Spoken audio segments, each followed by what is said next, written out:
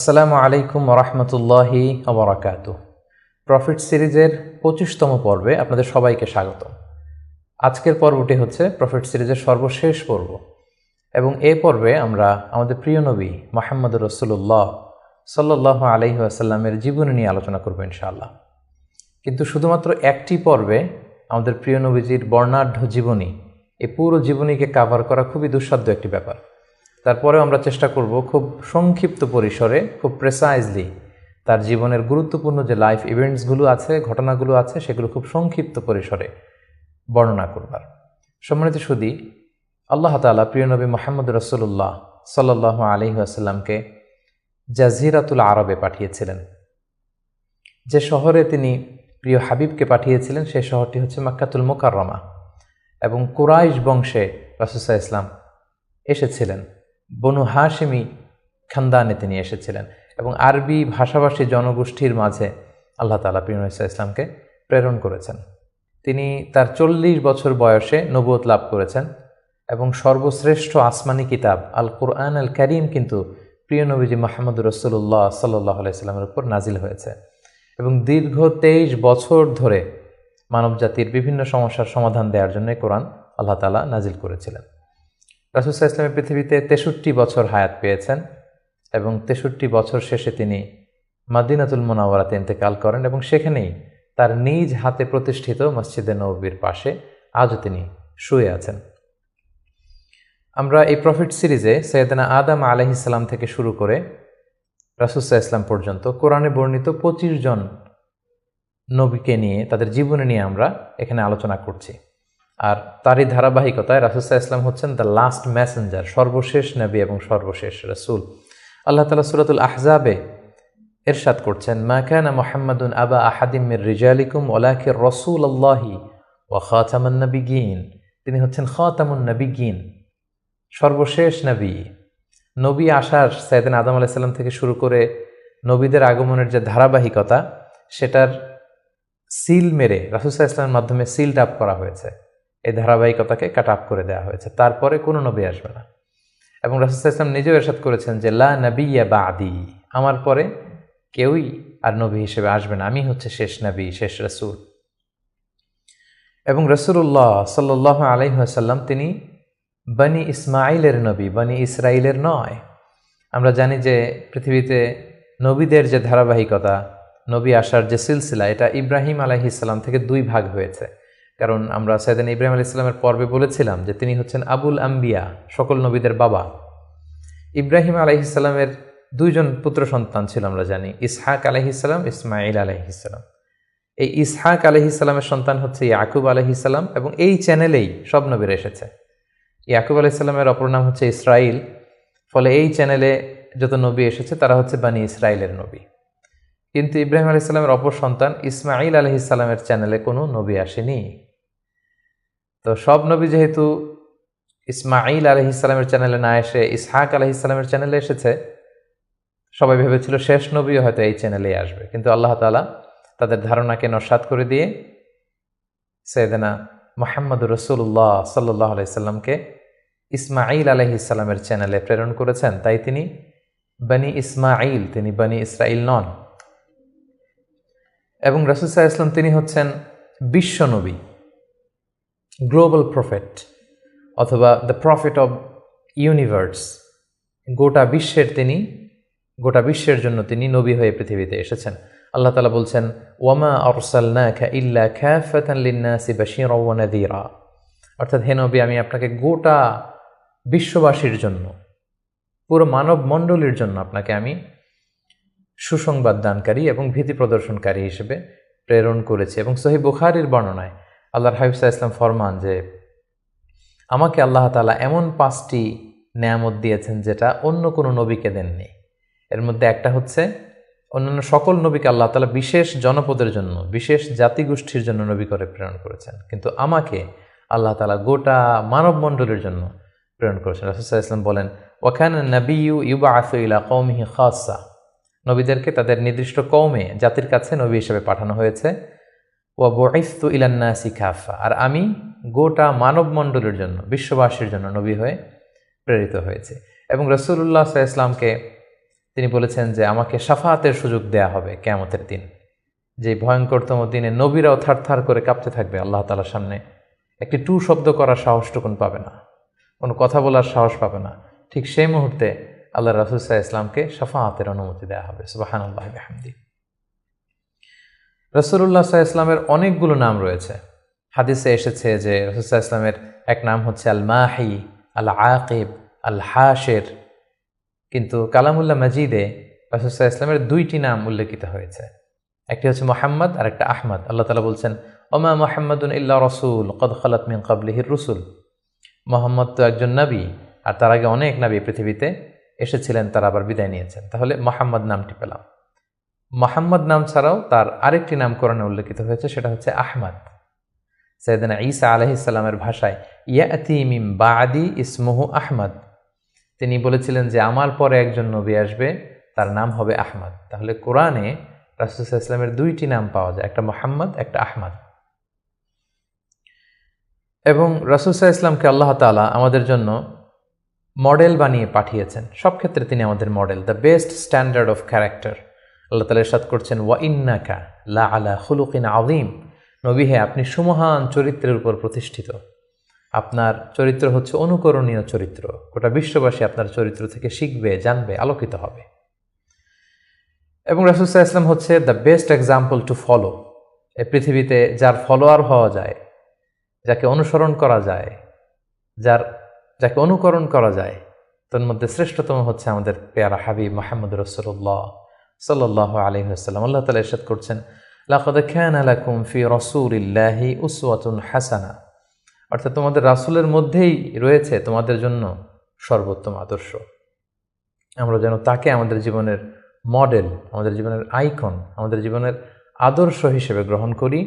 এজন্য আল্লাহ তাআলা রাসূল সাল্লাল্লাহু আলাইহি ওয়াসাল্লামকে আমাদের জন্য উসওয়াতুন হাসানা, অনুকরণীয় উত্তম আদর্শ হিসেবে তিনি রাসূল সাল্লাল্লাহু আলাইহি ওয়াসাল্লামকে আমাদের কাছে প্রেরণ করেছেন। এবং তিনি শুধু মুসলিমদের জন্য নবী হয়ে আসেননি, তিনি শুধু বিশ্বাসীদের কাছেই নবী হয়ে আসেননি, তিনি শুধু আরববাসীদের কাছেই নবী হয়ে আসেননি, তিনি গোটা বিশ্বের জন্য রহমত হয়ে এসেছেন।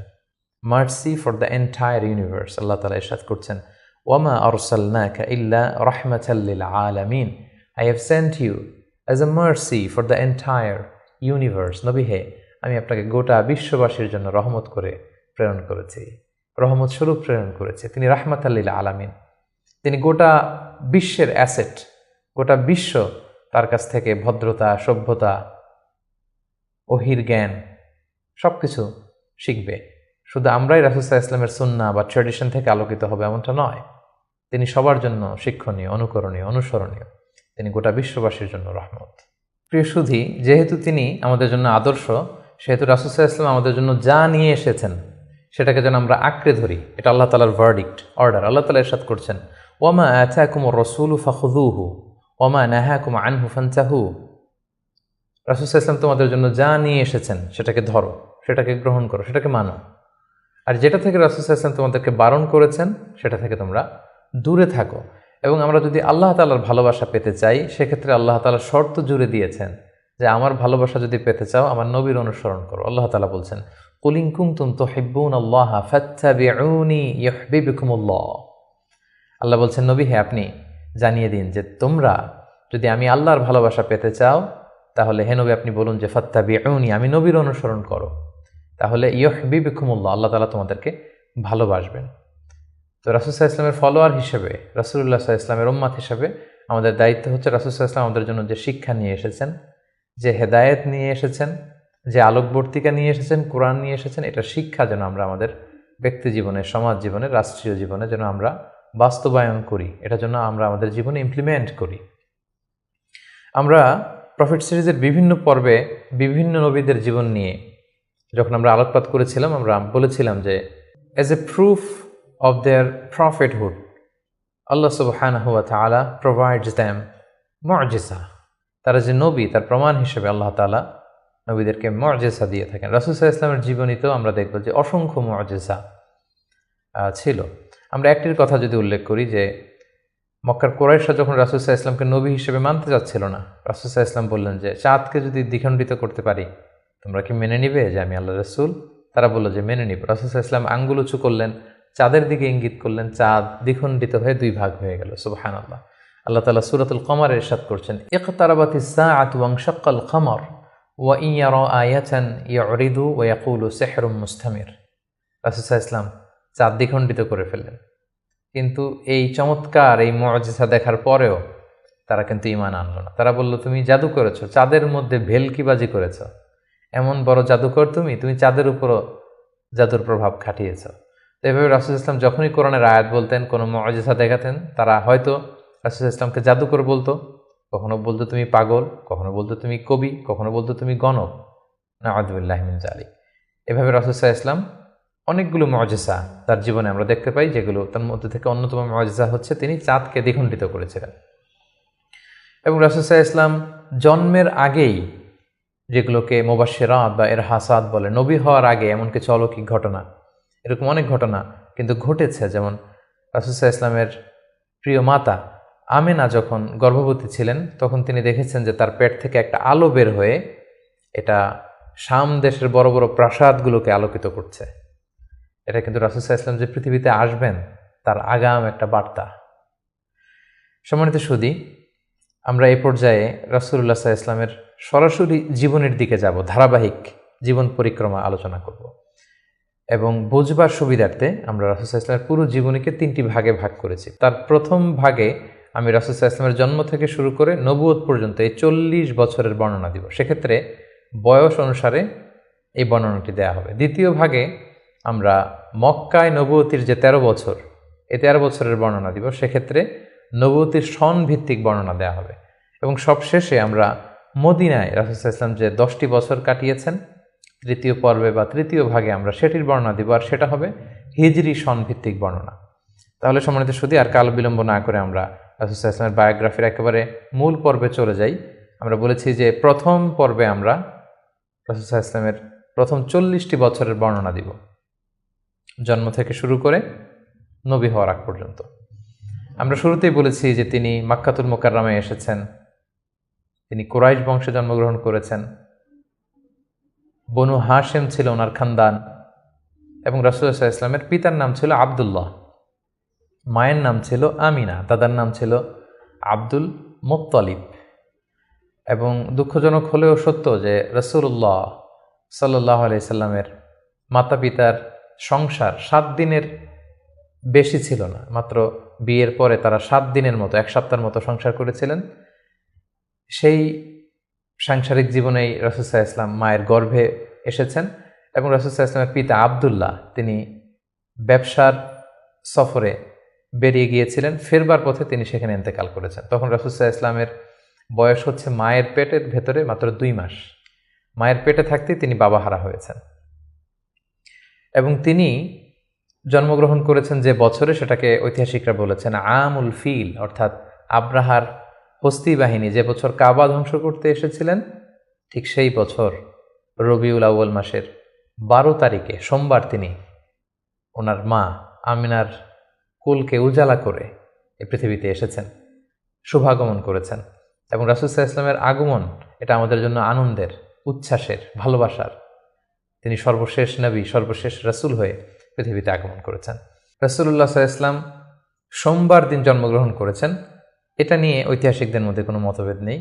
কিন্তু তিনি কি রবিউল আউয়াল মাসের 12 তারিখে জন্মগ্রহণ করেছেন নাকি 2 তারিখে না 8 তারিখে, এই দিনগুলো নিয়ে ঐতিহাসিকরা মতভেদ করেছেন। তবে মাশহুর বা সবচেয়ে প্রসিদ্ধ মতামত হচ্ছে তিনি রবিউল আউয়াল মাসের 12 তারিখে জন্মগ্রহণ করেছেন আলাইহিস সালাতু ওয়াসসালাম। এবং রাসূলুল্লাহ সাল্লাল্লাহু আলাইহি ওয়াসাল্লামের এই জন্মের সালটাকে যদি আমরা খ্রিস্টাব্দ দিয়ে কনভার্ট করি, তাহলে সেটা ছিল 571 খ্রিস্টাব্দ। এবং আমরা জানি যে তৎকালীন সময়ে সম্ভ্রান্ত ফ্যামিলির লোকেরা তাদের সন্তানদেরকে ব্রেস্ট ফিডিং উইমেনদের কাছে দিয়ে দিত, দুধ মা, তারা এসে তাদেরকে নিয়ে যেত। এবং রাসূল সাল্লাল্লাহু আলাইহি ওয়াসাল্লামকে হালিমাতুস সাদিয়া নামে একজন নারী, যিনি তায়েফ থেকে আরও 70 কিলো দূরে বনু সাদ এলাকা থেকে এসে তারা রাসূল সাল্লাল্লাহু আলাইহি ওয়াসাল্লামকে রাসূল সাল্লাল্লাহু আলাইহি ওয়াসাল্লামের দাদা আব্দুল মুত্তালিবের কাছ থেকে নিয়ে গিয়েছিল দুধ খাওয়ানোর জন্য। এবং সেটা তারা করতো এ কারণে যে যেহেতু মক্কা শহর, এখানে অনেক ব্যবসায়ীরা আসে, অনেক লোক আসে, এখানে আরবি ভাষার অনেক আঞ্চলিকতার একটা মিক্স আপ হয়ে গিয়েছিল। তাই বেদুইন এলাকাতে একেবারে মরুদ্যান, মরুভূমি আছে, এরকম এলাকাতে যেই ট্রাইবস বা কবিলাগুলো আছে, সেখানে যদি ছেলেমেয়েরা বড় হয়, তাদের যেমনি স্বাস্থ্য ভালো থাকে, তাদের ভাষাটা যেমনি পিওর হয়, আরবি মুবিন, সুস্পষ্ট আরবি ভাষায় তারা কথা বলতে পারে। সো সম্ভ্রান্ত এবং ট্রেডিশনাল ফ্যামিলির লোকজন এটাই করত। তার ধারাবাহিকতায় রাসূল সাল্লাল্লাহু আলাইহি ওয়াসাল্লামকে বনু সাদ গোত্র থেকে এসে হালিমাতুস সাদিয়া বনু সাদ গোষ্ঠীর কাছে নিয়ে গেল, যে তাকে লালন পালন করবে, কয়েক বছর দুধ খাওয়াবে। এটা ঘটেছিল তার জন্মের পরপরই। এবং রাসূল সাল্লাল্লাহু আলাইহি ওয়াসাল্লামের বয়স যখন 2, তখন অল্প কিছু দিনের জন্য হালিমাতুস সাদিয়া সেই বনু সাদ থেকে আবার মক্কায় নিয়ে এসেছিল, যাতে রাসূল সাল্লাল্লাহু আলাইহি ওয়াসাল্লামের মা আমিনা কিছুদিনের জন্য ছেলের সঙ্গ পান। কিছুদিন যখন আমিনা সঙ্গ পেল, তারপর আবার তাকে বনু সাদে নিয়ে যাওয়া হলো এবং রাসূলুল্লাহ সাল্লাল্লাহু আলাইহি ওয়াসাল্লাম হালিমাতুস সাদিয়ার দুগ্ধপান করতে লাগলেন। হালিমাতুস সাদিয়ার সন্তানদের সাথে মরুদ্যান, মরুভূমির সেই বেদুইন পরিবেশে বেড়ে উঠতে লাগলেন। সেখানকার যে পিওর ল্যাঙ্গুয়েজ আছে, আরবি ভাষা শিখতে লাগলেন। এবং রাসূল সাল্লাল্লাহু আলাইহি ওয়াসাল্লামের বয়স যখন 4, তখন তার প্রথম শাক্কে সাদর হয়েছে, যেটাকে সিনা চাক বলে, ওপেন হার্ট সার্জারি। রাসূল সাল্লাল্লাহু আলাইহি ওয়াসাল্লামের জীবনে মোট 3 বার এটা ঘটেছিল। বয়স যখন 4 তখন একবার, ওহী নাজিলের সময় একবার, মেরাজ যখন তিনি গিয়েছিলেন তখন একবার। রাসূল সাল্লাল্লাহু আলাইহি ওয়াসাল্লাম মরুভূমিতে বনু সাদ গোষ্ঠীর ছোট ছেলেদের সাথে খেলাধুলা করছিলেন। হঠাৎ জিবরাইল আলাইহিস সালাম এসে রাসূল সাল্লাল্লাহু আলাইহি ওয়াসাল্লামকে এক পাশে নিয়ে গলা থেকে শুরু করে নাভি পর্যন্ত ছিঁড়ে রাসূল সাল্লাল্লাহু আলাইহি ওয়াসাল্লামের হৃদয়টাকে বের করে জামজামের পানি দিয়ে ধৌত করে আবার ভেতরে ঢুকিয়ে দিলেন। এই জায়গাটাকে আবার মিলিয়ে ফেললেন, যেটা আধুনিক সময়ে আমরা এটাকে ওপেন হার্ট সার্জারি বলি। এই দৃশ্য হালিমাতুস সাদিয়ার ছেলেমেয়েরা দেখে ভয়ে দৌড়াতে লাগলো। মায়ের কাছে যেয়ে বলল, আমাদের কোরাইশি ভাই বোধহয় মারা গিয়েছে। হালিমাতুস সাদিয়া বিচলিত হয়ে আসলেন, দেখলেন যে না, মারা যায়নি। মুহাম্মদ, শিশু মুহাম্মদ, তিনি বিচলিত অবস্থায় আছেন। তারা ভয় পেয়ে গেলেন এবং ভাবলেন যে না, এই ছেলের যদি কিছু হয়ে যায় তাহলে তো এর দায়ভার আমার উপর আসবে, আমরা দিয়ে আসবো মুহাম্মদকে। রাসূল সাল্লাল্লাহু আলাইহি ওয়াসাল্লামের বয়স যখন 5, তখন হালিমাতুস সাদিয়া রাসূল সাল্লাল্লাহু আলাইহি ওয়াসাল্লামকে নিয়ে, ছোট্ট মুহাম্মদ সাল্লাল্লাহু আলাইহি ওয়াসাল্লামকে নিয়ে তার মায়ের কাছে দিয়ে আসলেন। যেহেতু 5 বছর বয়সে এখন তিনি সুস্পষ্ট আরবিতে কথা বলতে পারেন এবং দুধ খাওয়ানো তো সেই 2 বছর বয়সেই শেষ। তিনি মরুভূমির সুন্দর প্রকৃতিতে সুঠাম দেহ নিয়ে বড় হচ্ছেন, সুন্দর আরবি ভাষায় কথা বলতে পারেন। 5 বছর বয়সে মায়ের কাছে ফিরিয়ে দেয়া হলো। এবং রাসূল সাল্লাল্লাহু আলাইহি ওয়াসাল্লামের আম্মা আমিনা, তিনি প্রতি বছর রাসূল সাল্লাল্লাহু আলাইহি ওয়াসাল্লামের বাবার কবর জিয়ারত করতে ইয়াসরিবে যেতেন, যেটা পরবর্তীতে মদিনা নামকরণ হবে, আমরা শুনব সেই ঘটনা। প্রতি বছর যেহেতু তিনি যান, রাসূল সাল্লাল্লাহু আলাইহি ওয়াসাল্লামকে যখন নিয়ে আসা হলো, তার পরের বছর তিনি রাসূল সাল্লাল্লাহু আলাইহি ওয়াসাল্লামকে নিয়ে রাসূল সাল্লাল্লাহু আলাইহি ওয়াসাল্লামের বাবার কবর জিয়ারত করতে গেলেন। রাসূল সাল্লাল্লাহু আলাইহি ওয়াসাল্লামের বয়স তখন 6 বছরের ছোট্ট বালক। জিয়ারত করলেন। জিয়ারত করে ফিরে আসার পথে রাসূল সাল্লাল্লাহু আলাইহি ওয়াসাল্লামের মাতা আমিনা, তিনি মারা গেলেন মক্কা মদিনার মাঝখানে আবওয়া নামক জায়গায়। আল্লাহু আকবার। বয়স যখন মায়ের পেটে 2 মাস, বাবা হারা হলেন, পিতৃহারা। বয়স যখন মাত্র 6, মাতৃহারা, এখন কমপ্লিট ইয়াতিম মুহাম্মদ সাল্লাল্লাহু আলাইহি ওয়াসাল্লাম, বাবা মা হারা। তখন সাথে উম্মে আইমান নামে একজন দাসী ছিল, যিনি রাসূল সাল্লাল্লাহু আলাইহি ওয়াসাল্লামকে খুব ভালোবাসতেন, মায়ের কষ্ট বুঝতে দেননি। সেখান থেকে নিয়ে দাদার কাছে মক্কায় চলে আসলেন এবং রাসূল সাল্লাল্লাহু আলাইহি ওয়াসাল্লাম পরবর্তীতে বলেছিলেন, উম্মে আইমান ইয়া উম্মি বা'দা উম্মি, আমার মায়ের পরে উম্মে আইমানই আমার মা। সুবহানাল্লাহ। মক্কাতে যখন নিয়ে আসা হলো রাসূল সাল্লাল্লাহু আলাইহি ওয়াসাল্লামকে, শিশু মুহাম্মদকে, তখন তার দাদা আব্দুল মুত্তালিব তার দেখভালের দায়িত্ব নিলেন। কিন্তু অবাক করা কাণ্ড হচ্ছে, রাসূল সাল্লাল্লাহু আলাইহি ওয়াসাল্লাম যখন মাত্র 8 বছর বয়সে উপনীত হলেন, তার দাদাও ইন্তেকাল করলেন। এবার মাও নেই, বাবাও নেই, দাদাও নেই। ঠিক তখন রাসূল সাল্লাল্লাহু আলাইহি ওয়াসাল্লাম তার চাচা আবু তালেবের কাছে মানুষ হতে লাগলেন। রাসূল সাল্লাল্লাহু আলাইহি ওয়াসাল্লাম তার বয়স যখন 12, তখন তার চাচা আবু তালেব রাসূল সাল্লাল্লাহু আলাইহি ওয়াসাল্লামকে নিয়ে ব্যবসার কাজে শাম দেশের দিকে রওনা হয়েছিলেন। আমরা সেখানে বুহাইরা আর রাহেব, যে খ্রিস্টান পাদ্রী, তার গুরু পাদ্রীর কাছে শুনেছিলেন যে শেষ জামানার নবী তার শৈশব বয়সে বা কৈশোর বয়সে এই মরুভূমির পাশ দিয়ে যাবে। এটা শোনার পর থেকে বুহাইরা বছরের পর বছর এখানে ধ্যানমগ্ন থাকতো এবং অপেক্ষা করত। লম্বা ঘটনা। সম্মানিত, শুধু আমরা বলে রাখি যে আমরা কোনো ঘটনাতেই লম্বা চূড়া ঢুকে যাব না। আমরা শুধু কখন কি ইনসিডেন্ট হয়েছিল সেটা একটু করে আপনাদের সাথে শেয়ার করবার চেষ্টা করব। বহাইরা আর রাহেব তার চাচা আবু তালেবকে বলল, এই ছেলে মোহাম্মদ নবী হবে, তার ভবিষ্যৎ অনেক উজ্জ্বল, ইহুদিরা যাতে জানতে না পারে, তুমি ফিরে যাও। এই ঘটনাটা তার বয়স যখন 12 তখন ঘটেছিল। রাসূল সাল্লাল্লাহু আলাইহি ওয়াসাল্লামের বয়স যখন 13 তখন থেকে তিনি মক্কার লোকদের ছাগল চড়াতে শুরু করলেন, মেষ পালক হিসেবে ক্যারিয়ার শুরু করলেন। অল্প কিছু পারিশ্রমিকের বিনিময়ে তিনি এটা করতেন। এটা শুধু রাসূল সাল্লাল্লাহু আলাইহি ওয়াসাল্লামের জীবনীতেই নয়, সমস্ত আম্বিয়া আলাইহিস সালামের জীবনীতে এটা ঘটেছে। সেই বুখারীর বর্ণনা, প্রিয়নবী বলেন, মা বাআসাল্লাহু নাবিয়্যান ইল্লা রাআল গানাম, এই পৃথিবীতে আল্লাহ এমন কোনো নবী পাঠাননি যাদেরকে দিয়ে আল্লাহ মেষ চড়াননি। সুবহানাল্লাহ। রাসূল সাল্লাল্লাহু আলাইহি ওয়াসাল্লাম এটা শুরু করেছিলেন। রাসূল সাল্লাল্লাহু আলাইহি ওয়াসাল্লামের বয়স যখন 20 তখন তিনি তরুণ যুবক, ওই বয়সে তিনি হিলফুল ফুজুল সংগঠন করেছিলেন। আরবিতে যেটাকে বলা হয় হালাফুল ফুদুল বা হালাফুল মুত্তাইয়িবিন, যুব সংগঠন করেছিলেন। এটার উদ্দেশ্য কী ছিল? যাতে মক্কাতে কেউ মাজলুম না হয়। এক লোক তার পণ্য বিক্রি করেছে, মক্কার এক সম্ভ্রান্ত লোক পণ্য কিনে টাকা দিতে চায়নি। সে পাহাড়ে উঠে চিৎকার করে বলল, মক্কায় কি এমন ন্যায়পরায়ণ কেউ নেই যে আমার টাকাটা উদ্ধার করে দিতে পারে?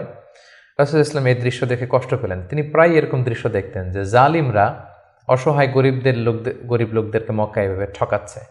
তিনি তার চাচা আর জুবাইর ইবনে আব্দুল মুত্তালিব সহ ওনাদের সমবয়স্ক ইয়াংদেরকে নিয়ে একটা সোসাইটি করলেন। এই সোসাইটির নাম তারা দিলেন হালাফুল ফুদুল, যেটা বাংলায় আমরা হিলফুল ফুজুল বলি। এবং তারা এই সংগঠনের নাম দিয়েছিলেন হালাফুল মুত্তাইয়িবিন। বেসিকলি তারা, আরব দেশের ট্রেডিশন ছিল, তারা যখন সংঘবদ্ধ হতো তারা এক গামলা রঙের ভেতরে হাত ঢুকিয়ে দিয়ে তারা পাথরের মধ্যে হাতের ছাপ দিত। সবাই এভাবে হাতের ছাপ দিয়ে তারা প্রমাণ দিত যে আমরা ঐক্যবদ্ধ, সংঘবদ্ধ আছি। তো এভাবে রাসূল সাল্লাল্লাহু আলাইহি ওয়াসাল্লাম যখন এই যুব সংগঠন করলেন, তখন আর জালিমরা সাহস পেল না গরিবদেরকে ঠকাতে, এবং তারা গরিবদের হক এভাবে উদ্ধার করে দিত। সুবহানাল্লাহ বিহামদি। রাসূল সাল্লাল্লাহু আলাইহি ওয়াসাল্লামের বয়স যখন 25 তখন তিনি দ্বিতীয়বারের জন্য মক্কার বাইরে গেলেন। শাম দেশে তিনি ব্যবসায়িক কাজে গেলেন, এবং সেটা ছিল মূলত খাদিজাতুল কুবরা রাদিয়াল্লাহু তাআলা আনহা, যিনি মক্কার একজন সম্ভ্রান্ত নারী ছিলেন। তিনি সম্পদ বা অর্থ ইনভেস্ট করেছিলেন, এবং রাসূল সাল্লাল্লাহু আলাইহি ওয়াসাল্লাম তার হয়ে তার প্রোডাক্টগুলো নিয়ে বিক্রির জন্য গিয়েছিলেন। এবং তিনি সফর শেষে অঢেল সম্পদ, অঢেল অর্থ করে তিনি প্রফিট করে দিয়েছিলেন অন বিহাফ অফ খাদিজা রাদিয়াল্লাহু তাআলা আনহা। এবং খাদিজা রাদিয়াল্লাহু তাআলা আনহা এটা দেখে খুব খুশি হয়েছিলেন, এবং রাসূল সাল্লাল্লাহু আলাইহি ওয়াসাল্লামের যে পোর্শন সেটাও রাসূল সাল্লাল্লাহু আলাইহি ওয়াসাল্লাম পেয়েছিল। এই সফরে, এই ব্যবসায়িক সফরে খাদিজা রাদিয়াল্লাহু তাআলা আনহার একজন দাসী ছিল, নাম মাইসারা। তিনি ছিলেন সফর সঙ্গে, কাফেলার মধ্যে তিনিও ছিলেন। সফর শেষে যখন রাসূল সাল্লাল্লাহু আলাইহি ওয়াসাল্লাম অনেক লাভ করে, প্রফিট করে ফিরলেন, তখন খাদিজা রাদিয়াল্লাহু তাআলা আনহা খুব খুশি হলেন। এবং মাইসারা তখন খাদিজাকে জানান দিল যে, খাদিজা, এই মানুষ মুহাম্মদ কোনো সাধারণ মানুষ নন। খাদিজা বললেন, তাই নাকি? কি দেখেছ তুমি এই থ্রু আউট দ্য জার্নি, এই পুরো সফরে তুমি কি খেয়াল করেছো? তিনি বললেন যে মুহাম্মাদের চলন বলন কথা এটা আলাদা, অন্য সবার চেয়ে, কাফেলার প্রত্যেকটা পুরুষের চেয়ে আলাদা। তিনি অন্যরকম, তিনি সাধারণ কোনো মানুষ নন, অসাধারণ একজন মানুষ। তার কথা বার্তা, তার চলা ফেরা, তার আচরণ, তার ডিলিংস, তার বুদ্ধিমত্তা অসাধারণ। মাইসারা যখন এই কথা বলল, তখন খাদিজাতুল কুবরা তিনি রাসূল সাল্লাল্লাহু আলাইহি ওয়াসাল্লামের প্রতি আকৃষ্ট হলেন। তার একজন কাছের বান্ধবীর কাছে শেয়ার করলেন। তারা সবাই মিলে রাসূল সাল্লাল্লাহু আলাইহি ওয়াসাল্লামের চাচাদের কাছে যেয়ে বললেন যে, রাসূল সাল্লাল্লাহু আলাইহি ওয়াসাল্লামকে খাদিজা পছন্দ করে, আমরা বিয়ের ব্যাপারে ভাবতে পারি কিনা। চাচারা রাসূল সাল্লাল্লাহু আলাইহি ওয়াসাল্লামকে জানালেন, রাসূল সাল্লাল্লাহু আলাইহি ওয়াসাল্লাম এগ্রি করলেন। এই 25 বছর বয়সে রাসূল সাল্লাল্লাহু আলাইহি ওয়াসাল্লাম তার প্রথম বিয়েটি সম্পন্ন করলেন, আলহামদুলিল্লাহ। এবং রাসূল সাল্লাল্লাহু আলাইহি ওয়াসাল্লাম 20টি উট দিয়েছিলেন as a dowry, as a মাহার। বিয়ের মাহার হিসেবে খাদিজা রাদিয়াল্লাহু তাআলা আনহাকে 20টা উট দিয়েছিলেন। রাসূল সাল্লাল্লাহু আলাইহি ওয়াসাল্লামের বয়স যখন 30, খাদিজা রাদিয়াল্লাহু তাআলা আনহা রাসূল সাল্লাল্লাহু আলাইহি ওয়াসাল্লামের ঘরকে উজালা করে তার প্রথম সন্তান, কন্যা সন্তান জন্মগ্রহণ করলো, জাইনাব। রাসূল সাল্লাল্লাহু আলাইহি ওয়াসাল্লামের বয়স যখন 33, দ্বিতীয় কন্যা সন্তান রুকাইয়া জন্মগ্রহণ করলো। রাসূল সাল্লাল্লাহু আলাইহি ওয়াসাল্লামের বয়স যখন 34, তৃতীয় কন্যা সন্তান উম্মে কুলসুম আসলো। রাসূল সাল্লাল্লাহু আলাইহি ওয়াসাল্লামের বয়স যখন 35, ফাতেমা রাদিয়াল্লাহু তাআলা আনহা তিনি জন্মগ্রহণ করলেন। এবং তখন কাবা ঘরের একটা রিনোভেশন হলো। আগুন লেগে বন্যার পানিতে কয়েকবার কাবা ধ্বংস হয়ে গিয়েছিল। ঠিক সেই সময়তে রাসূল সাল্লাল্লাহু আলাইহি ওয়াসাল্লামের বয়স যখন 35, কাবাকে আবার রিবিল্ড অফ কাবা বা রিনোভেশন অফ কাবা করা হয়েছিল। ইব্রাহিম আলাইহিস সালামের যে ভিত্তির উপর কাবা তৈরি করেছিলেন সেই ভিত্তি ঠিক রেখে পাথর এনে কাবা নির্মাণ করা হয়েছিল। এবং হাজরা আসওয়াদ নিয়ে একটা দ্বন্দ্ব লেগেছিল, কে রাখবে এই জান্নাতি পাথর। 4টা গ্রুপ হয়ে গিয়েছিল। পরবর্তীতে রাসূল সাল্লাল্লাহু আলাইহি ওয়াসাল্লাম এটার সমাধান দিয়েছিলেন।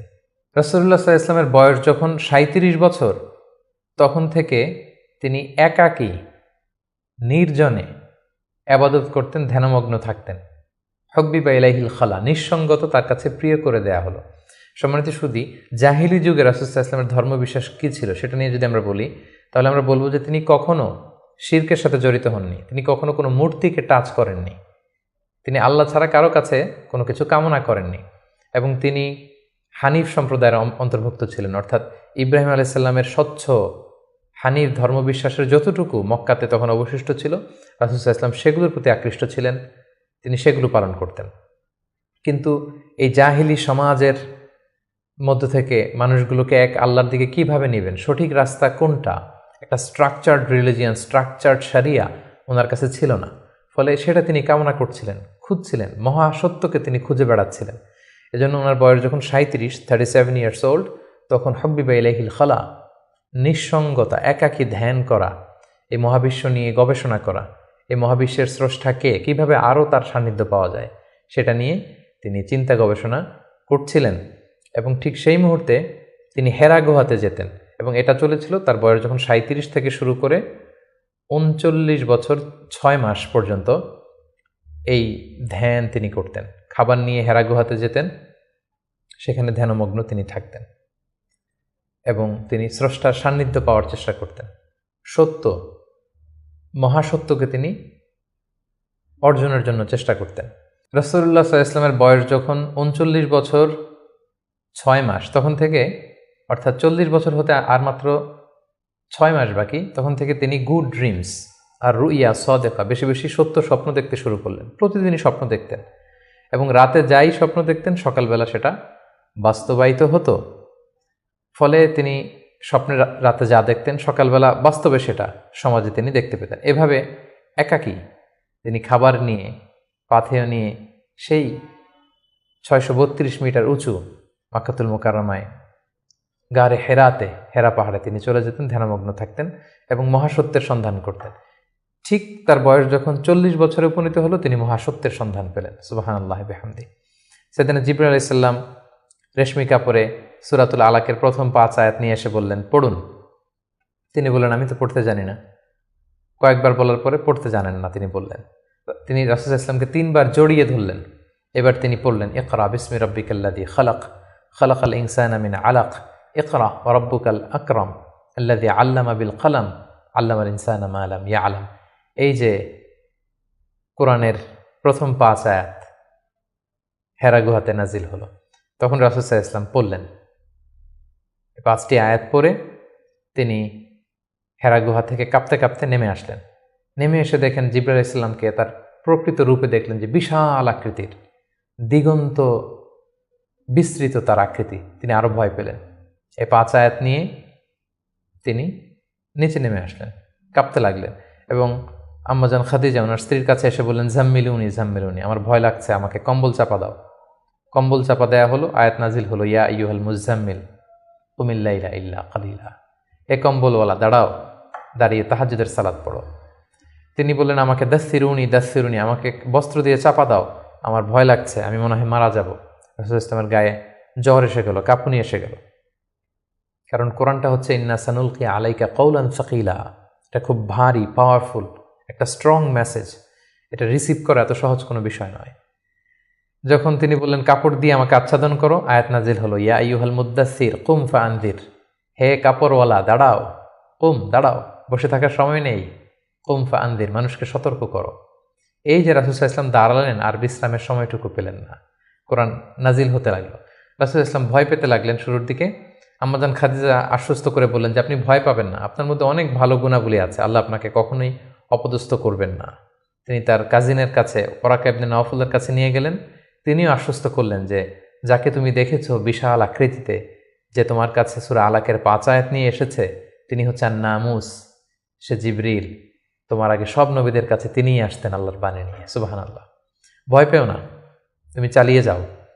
এবং তোমার জাতিগোষ্ঠী তোমার বিরোধিতা করবে, তোমাকে তোমার এলাকা থেকে বের করে দিবে। রাসূল সাল্লাল্লাহু আলাইহি ওয়াসাল্লাম বললেন, আমার গোষ্ঠীর আত্মীয়রা আমাকে বের করে দিবে? তিনি বললেন, হ্যাঁ, এই বাণীবাহকের কাজ যারা করে পৃথিবীতে তাদেরকে এই ভাগ্যই বরণ করতে হয়েছে। সুবহানাল্লাহ বিহামদিহি। সম্মানিত শুধু এভাবে ইকরা বিসমি রাব্বিকাল্লাযী খালাক, read in the name of your Lord who has created, এই বাণী নাজিলের মধ্য দিয়ে রাসূল সাল্লাল্লাহু আলাইহি ওয়াসাল্লাম অফিশিয়ালি নবী হলেন, নবুয়ত লাভ করলেন, এবং তার বয়স ছিল তখন 40 বছর। তাহলে আমরা প্রথম পর্ব শেষ করলাম, যেখানে আমরা বলেছি প্রথম পর্বে আমরা রাসূল ইসলামের জন্ম থেকে শুরু করে নবী হওয়া পর্যন্ত এই 40 বছরের বর্ণনা আমরা প্রথম পর্বে শুনলাম। এবারে আমরা দ্বিতীয় পর্বে চলে যাব। দ্বিতীয় পর্বে আমরা বর্ণনা করব নবী হওয়ার পর থেকে হিজরতের আগ পর্যন্ত মক্কায় নবুয়তের 13 বছর ওনার কেমন কেটেছে, কি কি ইনসিডেন্ট ছিল, কি কি ঘটনার মধ্যে দিয়ে, স্ট্রাগলের মধ্যে দিয়ে তিনি গিয়েছেন, সেটা আমরা এখন শুনবো ইনশাআল্লাহ। আমরা শুরুতেই বলেছিলাম যে দ্বিতীয় পর্ব আমরা আলোচনা করব নবুয়তির সন ভিত্তিক। তো নবুয়তির প্রথম বছরে রাসূল সাল্লাল্লাহু আলাইহি ওয়াসাল্লামের কাছে কোরআনের আয়াত যাই নাজিল হতো সেটা তিনি খুব প্রাইভেটলি কাছের লোকদের কাছে প্রচার করতেন, অন্যদেরকে বলতেন না। ফলে তিনি যে নবী হয়েছেন এটা ওনার কাছের লোকজন ছাড়া কেউ জানতে পারেনি।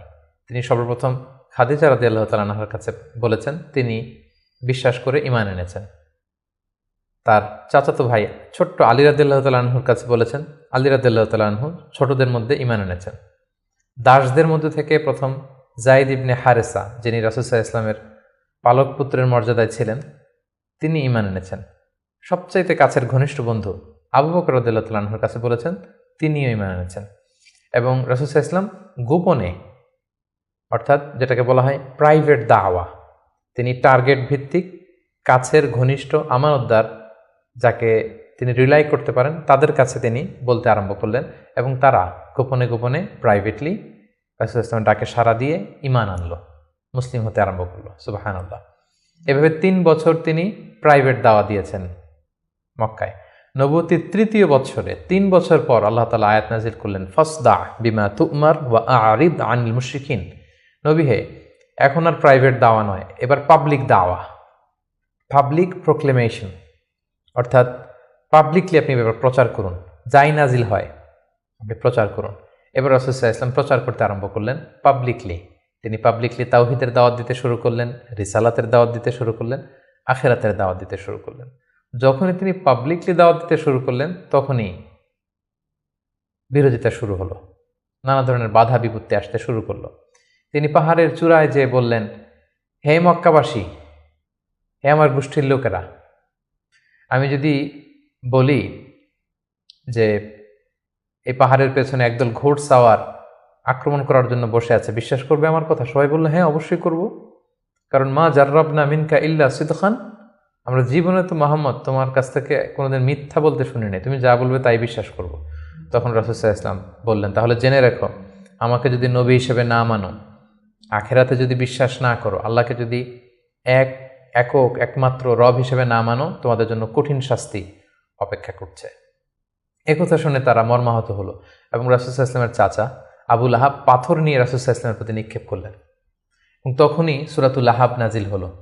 সূরাতুল লাহাব, তাব্বাত ইয়াদা আবি লাহাবি ওয়া তাব, ধ্বংস হোক, নিপাত যাক আবু লাহাবের 2 হাত। কিন্তু রাসূল সাল্লাল্লাহু আলাইহি ওয়াসাল্লাম থামলেন না, তিনি দাওয়াত দিতে লাগলেন, এবং মক্কার গরিব শ্রেণীর যেই লোকেরা আছে, কর্মচারী, শ্রমজীবী, খেটে খাওয়া মানুষ, দাস, তারা রাসূল সাল্লাল্লাহু আলাইহি ওয়াসাল্লামের দাওয়াতে সাড়া দিয়ে মুসলমান হতে লাগলো, তাদের সংখ্যা বাড়তে লাগলো, এবং তাদের উপর অত্যাচার আরম্ভ হয়ে গেল। নবুয়তির 5ম বৎসরে এই ক্ল্যাশ, এই সংঘাত মারাত্মক আকারে রূপ নিল। কোথাও বেলাল রাদিয়াল্লাহু তাআলা আনহুকে পিটিয়ে আহত করা হচ্ছে, কোথাও খাব্বাব রাদিয়াল্লাহু তাআলা আনহুকে, কোথাও খুবাইব রাদিয়াল্লাহু তাআলা আনহুকে, কখনো আম্মার ইবনে ইয়াসারকে, কখনো সুমাইয়া রাদিয়াল্লাহু তাআলা আনহাকে। তাদেরকে নানাভাবে নির্যাতন, অত্যাচার শুরু করা হলো, এবং উপায়ন্তর না দেখে নবুয়তির 5ম বছর রাসূল সাল্লাল্লাহু আলাইহি ওয়াসাল্লাম বললেন যে না, এভাবে অত্যাচারের মধ্য দিয়ে যাওয়া যায় না। আমি শুনেছি যে নাজ্জাশির বাদশাহ, ইথিওপিয়াতে হাবাসাতে একজন বাদশাহ আছে, ইমামুন আদিল, এ জাস্ট কিং, তার কাছে কেউ নাকি অত্যাচারিত হয় না, তোমরা সেখানে হিজরত করো। নবুয়তির 5ম বৎসর একটা বিশাল সংখ্যক মুসলিম সাহাবী তারা আবিসিনিয়াতে হিজরত করলো। এবং এই বছরই পাপিষ্ঠ আবু জাহাল বর্ষার আঘাতে ইসলামের প্রথম নারী শাহিদা সুমাইয়া রাদিয়াল্লাহু তাআলা আনহাকে তিনি শহীদ করে দিয়েছিলেন, হত্যা করেছিলেন।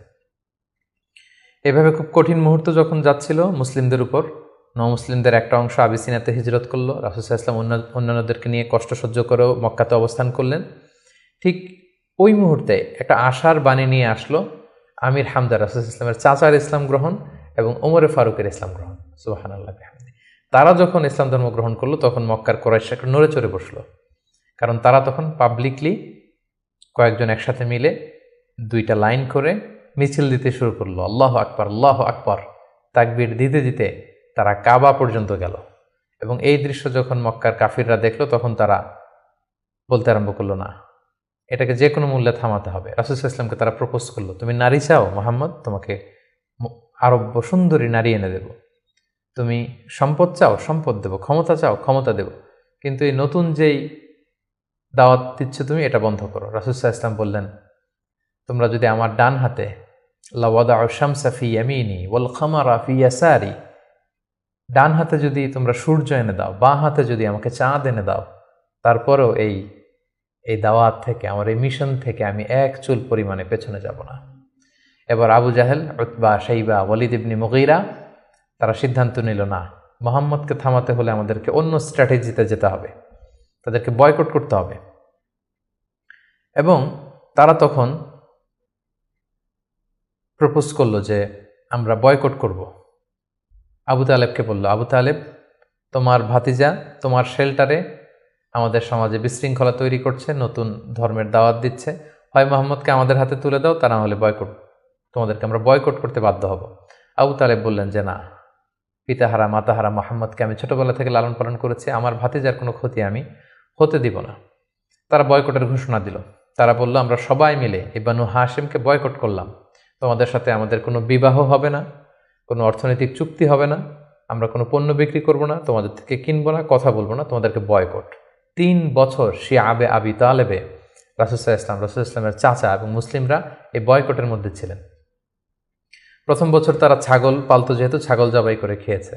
তারপরের বছর ছাগলের চামড়া, এবং অনেক সাহাবী ছাগলের চামড়া, গাছের ছাল খেয়ে বেহুশ হয়ে থাকতো, যেহেতু কোনো খাবার দাবারের ব্যবস্থা ছিল না। ঠিক নবুয়তের 7ম বৎসরে এই বয়কট শুরু হলো 10ম বৎসর পর্যন্ত। 3টি বছর তারা এই বয়কটের মধ্য দিয়ে গিয়েছে। এবং রাসূল সাল্লাল্লাহু আলাইহি ওয়াসাল্লাম নবুয়তের 10ম বৎসরে চাচা আবু তালেবকে বললেন যে, চাচা, আল্লাহ তাআলা আমাকে জানিয়েছেন যে তারা যে বয়কটের যে ধারাগুলো লিখেছিল, যে আমাদের কাছে পণ্য বিক্রি করবে না, আমাদের সাথে বিয়ে শাদী হবে না, কথাবার্তা হবে না, এবং এই ধারাগুলো লিখে তারা একটা কাগজে এটাকে কাবা ঘরের ছাদের উপরে ঝুলিয়ে দিয়েছিল।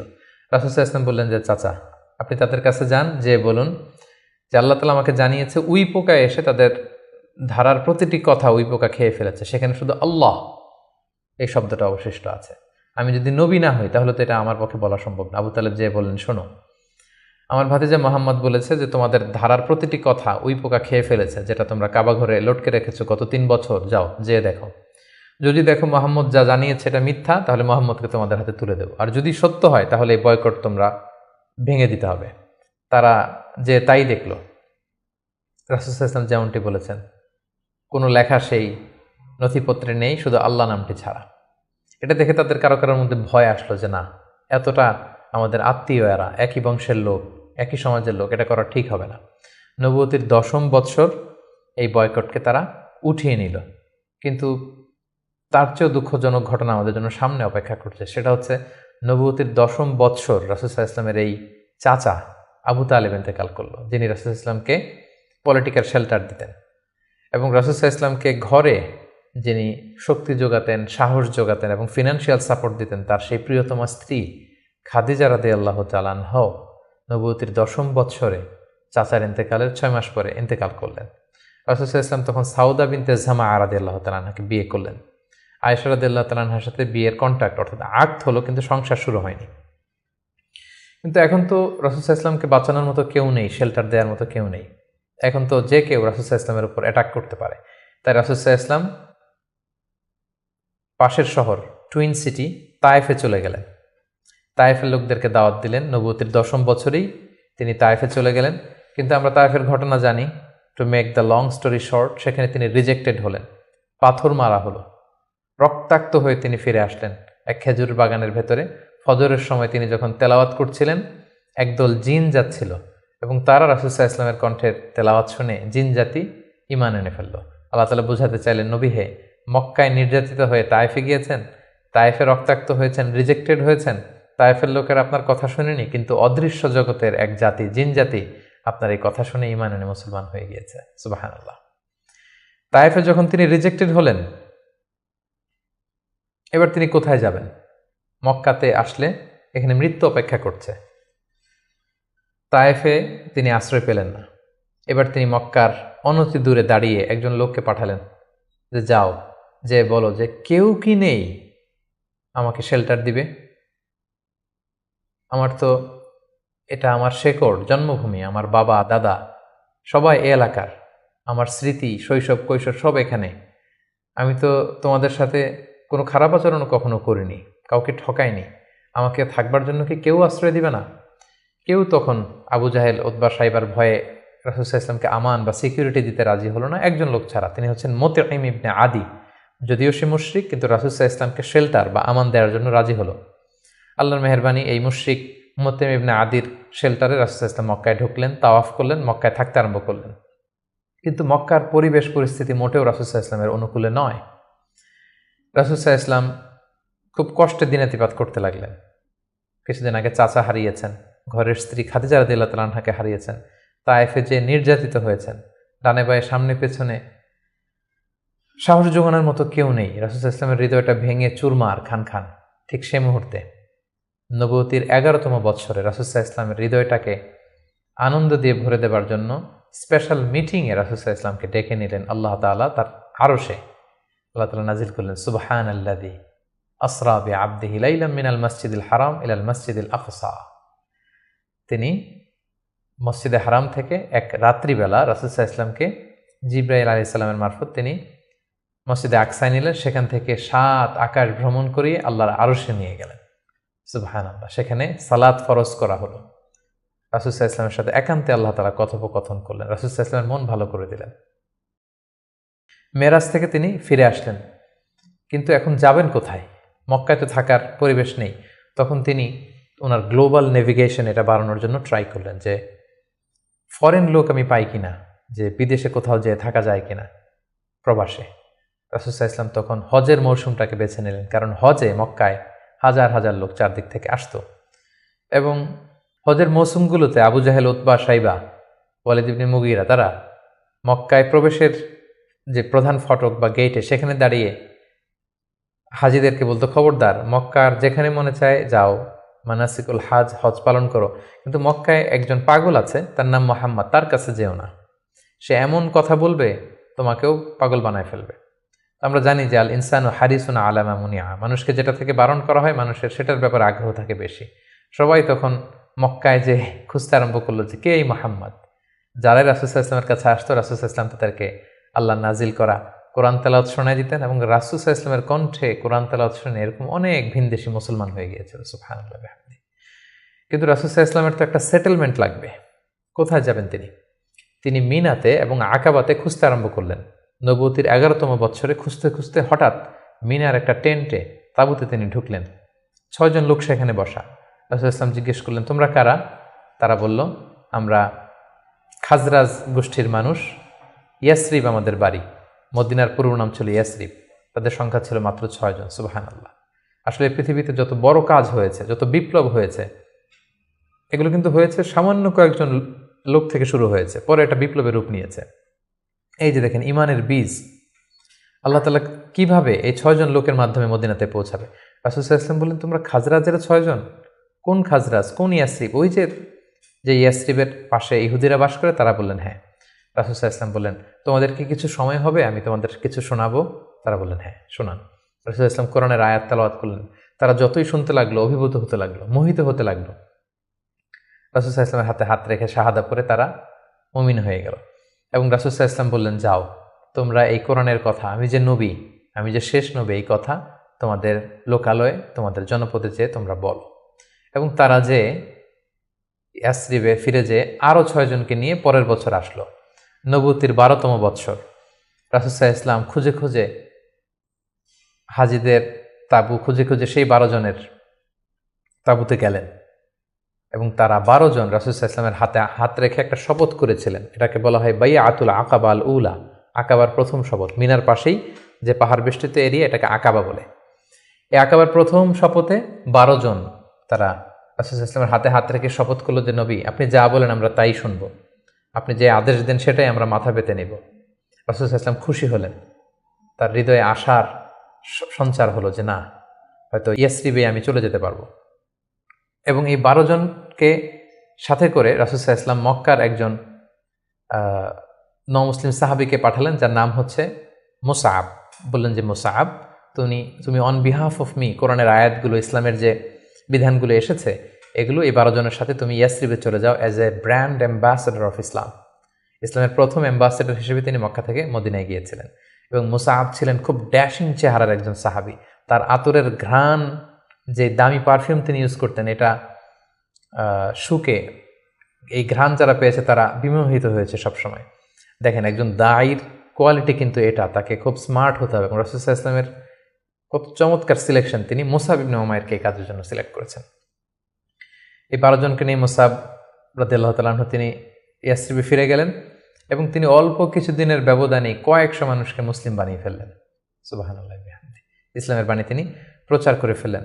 এবং রাসূল সাল্লাল্লাহু আলাইহি ওয়াসাল্লাম তখন নও-মুসলিম যারা অবশিষ্ট ছিল তাদের সবাইকে ইয়াসরিবে চলে যেতে বললেন, যেহেতু মুসআব রাদিয়াল্লাহু তাআলা আনহু সেখানে যে একটা গ্রাউন্ড তৈরি করেছেন, সেখানে মুসলমান দল ভারী হতে শুরু করেছে। রাসূল সাল্লাল্লাহু আলাইহি ওয়াসাল্লাম নও-মুসলিম সাহাবীদেরকে ওখানে পাঠালেন এবং তারপরের বছর নবুয়তির 13তম বৎসরে আবার সেই মিনার হাজি ক্যাম্পে রাসূল সাল্লাল্লাহু আলাইহি ওয়াসাল্লাম অপেক্ষা করলেন যে দেখি মুসআব ইবনে উমাইর এবং সেই 12 জন তারা কি করে।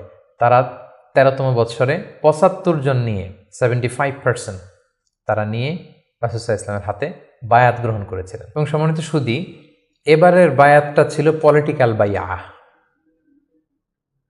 নবুয়তির 12তম বৎসরে 12 জন সাহাবী, যারা 12 জন শপথ নিয়েছিল, সেটা ছিল বাইয়াতুল আকাবাল উলা। এবার 75 জন নিল পলিটিক্যাল বাইয়া, বাইয়াতুল আকাবা সানিয়া, যে শুধু আমার আনুগত্য না, আমার জীবন মানে তোমাদের জীবন, তোমাদের জীবন আমার জীবন, তোমরা তোমাদের জীবন বাঁচানোর জন্য যা করবে আমি নবীকে বাঁচানোর জন্য তাই করতে হবে। আদাম বিদ্দাম আল হাদাম আল হাদাম। তারা পলিটিক্যাল বাইয়া আনিল এবং রাসূল সাল্লাল্লাহু আলাইহি ওয়াসাল্লামকে বলল যে ইয়া রাসূলুল্লাহ, আপনার জন্য আমাদের জীবন কুরবান। The land of Yathrib is completely ready for you, we just waiting for your arrival. আমরা আপনার আগমনের, শুভাগমনের অপেক্ষায়, আপনি আসুন, আমরা আপনাকে সাপোর্ট দিব, আমরা সেখানে ইসলামী সাম্রাজ্য গড়ে তুলব। রাসূল সাল্লাল্লাহু আলাইহি ওয়াসাল্লাম তিনি আশা পেলেন এবং আল্লাহ তাআলা ইঙ্গিত দিলেন যে মুহাম্মদ, তোমাকে সেই ইয়াসরিবে ফিরে যেতে হবে। রাসূল সাল্লাল্লাহু আলাইহি ওয়াসাল্লাম বললেন, তোমাদের মধ্য থেকে আমি 12 জনকে নাকিব বানাতে চাই, 12 জন লিডার, তোমরা যে ইসলাম প্রচার করবে। তারা গেল এবং ঠিক এই বাইআতুল আকাবা সানিয়ার 2.5 মাস পরে রাসূলুল্লাহ সাল্লাল্লাহু আলাইহি ওয়াসাল্লাম হিজরত করলেন। হিজরতের ব্যাপারে আমার বিভিন্ন আলোচনাতে আমরা সেখানে ফুটিয়ে তুলেছি। আজকের এই পর্বে, যেহেতু এটা একটা সংক্ষিপ্ত পর্ব এবং এক পর্বে আমরা পুরো জীবনীকে কভার করতে চাচ্ছি, আমরা হিজরত নিয়ে বিস্তারিত আলোচনা করতে পারছি না। প্রিয় সুধী, এবার আমরা রাসূল সাল্লাল্লাহু আলাইহি ওয়াসাল্লামের জীবনীর তৃতীয় পর্ব বা তৃতীয় ভাগ শুরু করব, যেটা আমরা বলেছিলাম হিজরতের পর থেকে শুরু করে ইন্তেকাল পর্যন্ত। রাসূল সাল্লাল্লাহু আলাইহি ওয়াসাল্লাম হিজরত করে সেদিন আবু বকর রাদিয়াল্লাহু তাআলা আনহুকে নিয়ে মদিনায় আসলেন। মদিনাবাসী আনন্দিত, উচ্ছ্বসিত, উদ্বেলিত রাসূল সাল্লাল্লাহু আলাইহি ওয়াসাল্লামকে পেয়ে। রাসূল সাল্লাল্লাহু আলাইহি ওয়াসাল্লাম প্রথমে এসেই কোবা একটা এলাকা আছে, কোবা পল্লীতে তিনি কয়েকদিন থাকলেন এবং সেখানে একটা ছোট্ট মসজিদ নির্মাণ করলেন। তারপর তিনি মদিনাতে গেলেন। আসলে জায়গাটা ছিল ইয়াসরিব, তিনি যে জায়গাটার নাম পরিবর্তন করে মাদিনা করলেন, মাদিনাতুন নবী বা তাইবা, পবিত্র নগরী। সেখানে যে ইয়াসরিবে যেও তিনি একটি মসজিদ প্রতিষ্ঠা করলেন, যে মসজিদটা হচ্ছে মসজিদে নববী, নবীর প্রতিষ্ঠিত মসজিদ। এবং এই মসজিদে তিনি 10 বছর ইমামতি করেছেন। এই মসজিদটাই ওনার সব কিছু ছিল। ফরেন ডেলিগেশন আসলে এখানে দেখা করতেন, এখানে তিনি আহলে সুফাদেরকে শিক্ষা দিতেন। এটাই ইউনিভার্সিটি ছিল, এটাই হাইকোর্ট, এটাই সুপ্রিম কোর্ট, এখানে বিচার কার্য পরিচালনা করতেন। এখান থেকে তিনি সামরিক অভিযানগুলো পরিচালনা করতেন। মদিনাতে তিনি এসে দেখলেন যে মদিনাতে হিজরত করা সাহাবারা, মদিনায় যারা মুসলিম হয়েছে তারা, তার মানে মুসলিম একটা কমিউনিটি। আবার দেখলেন কিছু মুশরিক কমিউনিটি আছে যারা এখনও মুসলিম হয়নি। আবার তিনি দেখলেন যে ইহুদিদের একটা কমিউনিটি আছে, তিন দিকে তারা থাকে। তাদের তিনটা গোত্র, বনু কাইনুকা, বনু নাদির, বনু কোরাইদা। তিনি ভাবলেন যে সবাই মিলে একটা সংঘবদ্ধ আমাদের চার্টার থাকা দরকার। তিনি তাদের সবার সাথে বসলেন, তিনি মদিনা চার্টার করলেন, যেটাকে মদিনা সনদ বলা হয়। সুবহানাল্লাহ। তিনি মদিনা চার্টারে উল্লেখ করলেন যে আমরা মদিনাকে রক্ষার জন্য মুসলিম, প্যাগানস, জিউস সবাই এক, আমরা একে অপরের সাথে মিত্রতা থাকবে এবং বহিঃশত্রুর আক্রমণ থেকে আমরা একে অপরকে রক্ষা করব। এবং তিনি মক্কা থেকে যারা হিজরত করে এসেছেন মুহাজির সাহাবী, এবং মদিনাতে যারা এই মুহাজির সাহাবীদেরকে অ্যাকোমোডেট করেছেন, ওয়েলকাম করেছেন, আনসার সাহাবী, তাদের মধ্যে তিনি ভ্রাতৃত্বের বন্ধন প্রতিষ্ঠা করলেন। শুরু হলো মদিনার নতুন জার্নি। প্রথম বছরে অর্থাৎ প্রথম হিজরিতে তিনি এই কাজগুলো করলেন। দ্বিতীয় হিজরিতে একটা সিগনিফিক্যান্ট ঘটনা ঘটলো, সেটা হচ্ছে কেবলা চেঞ্জ করে দেয়া হলো। রাসূল সাল্লাল্লাহু আলাইহি ওয়াসাল্লাম মদিনাতে এসে 16-17 মাস বাইতুল মাকদাসের দিকে হয়ে নামাজ পড়তেন, কিন্তু চাইতেন যে মক্কায় যদি আল্লাহ তাআলা চেঞ্জ করে দিতেন কতই না ভালো হতো। আল্লাহ তাআলা চেঞ্জ করে দিলেন। আল্লাহ বললেন, ফাওয়াল্লি ওয়াজহাকা শাতরাল মসজিদুল হারাম, নবী হে আপনি মসজিদুল হারামের দিকে মুখ ফিরিয়ে এখন থেকে নামাজ পড়বেন। এটা দ্বিতীয় হিজরির ঘটনা। দ্বিতীয় হিজরির সবচাইতে গুরুত্বপূর্ণ ইনসিডেন্ট হচ্ছে দ্য ব্যাটল অফ বাদর, গজওয়াতুল বাদর, বদরের যুদ্ধ। কারণ কুরাইশরা তো তারা দেখলো যে না, মুহাম্মদ হাতছাড়া হয়ে গেল, সব মুসলিমরা হাতছাড়া হয়ে গেল, তাদেরকে তো সহজে ছেড়ে দেওয়া যায় না। তখন একটা যুদ্ধ হলো, বিশাল যুদ্ধ। রাসূল সাল্লাল্লাহু আলাইহি ওয়াসাল্লাম একটা ক্যারাভান আটকাতে গেলেন, কিন্তু তারা খবর পাঠালো যে মুহাম্মদ তার সৈন্য নিয়ে অ্যাটাক করছে। তারা 1000 সৈন্য নিয়ে আসলো বদরের প্রান্তরে, মদিনা থেকে 70-80 কিলো দূরে। মুসলমানদের সংখ্যা ছিল মাত্র 314 জন। বিশাল রক্তক্ষয়ী যুদ্ধ হলো। আল্লাহ তাআলা মুসলিমদেরকে ফেরেশতা দিয়ে, আসমানি মাদাদ দিয়ে সাহায্য করলেন। আল্লাহ বললেন, ওয়ালাকাদ নাসারাকুমুল্লাহু বিবাদরি ওয়া আনতুম আদিল্লাহ। আল্লাহ তোমাদেরকে বদরের প্রান্তরে সহায়তা করেছিলেন, তোমরা খুব দুর্বল ছিলে, ফেরেশতা দিয়ে আমি তোমাদেরকে সহযোগিতা করেছি, বিজয় এনে দিয়েছি। মুসলিমরা বিজয় লাভ করলো। 70 জন কুরাইশ নিহত হলো, 70 জন বন্দী হলো, মুসলমানরা জয়লাভ করলো।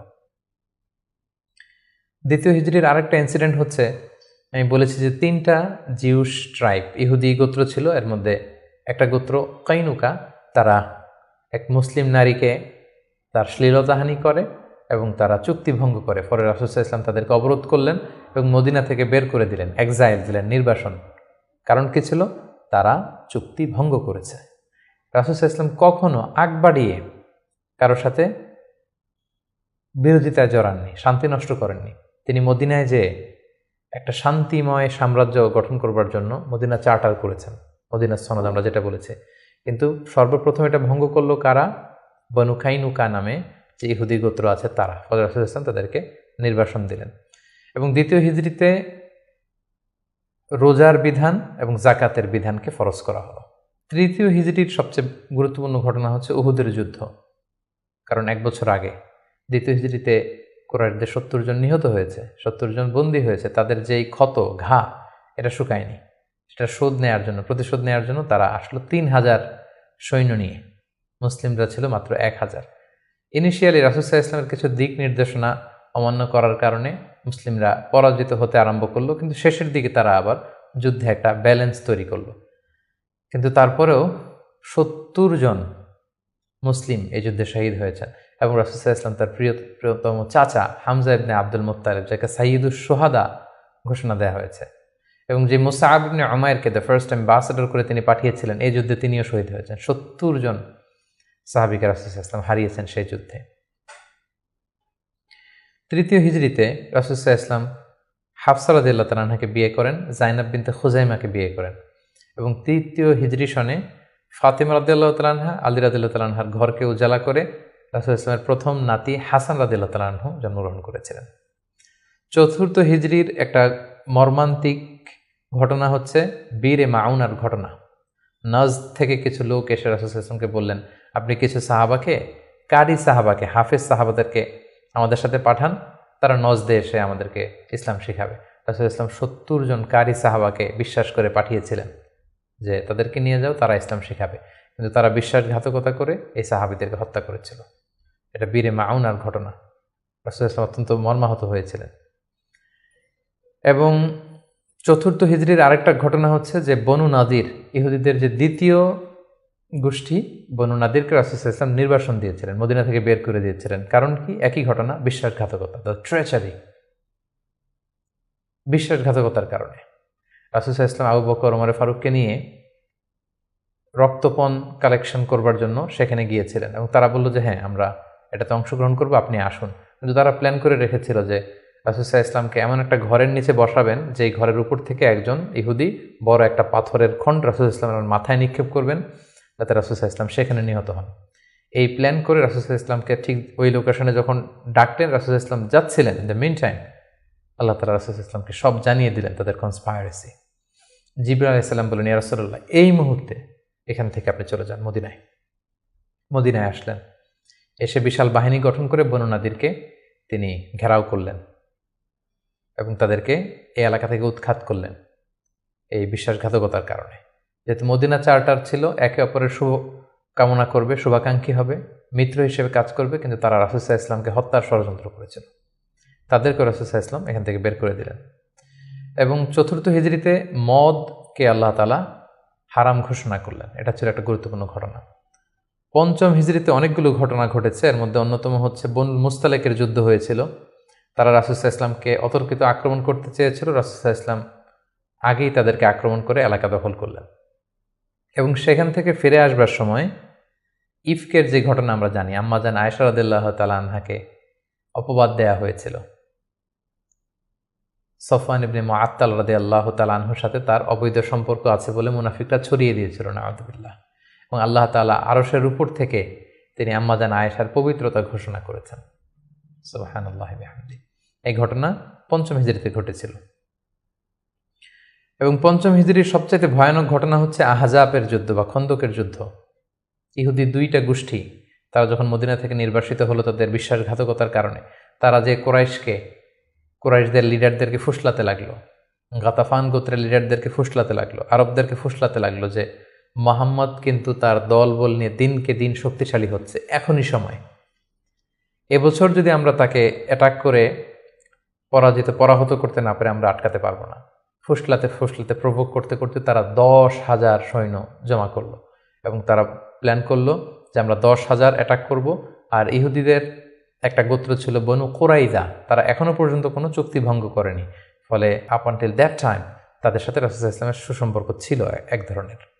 তারা প্ল্যান করলো কোনোভাবে আমরা ভেতর থেকে বিশ্বাসঘাতকতার জন্য বনু কুরাইজাকে আমরা বলবো। তারা সেটাই করলো, 10,000 সৈন্য মদিনাতে অ্যাটাক করলো। এখন রাসূল সাল্লাল্লাহু আলাইহি ওয়াসাল্লাম কী করবেন?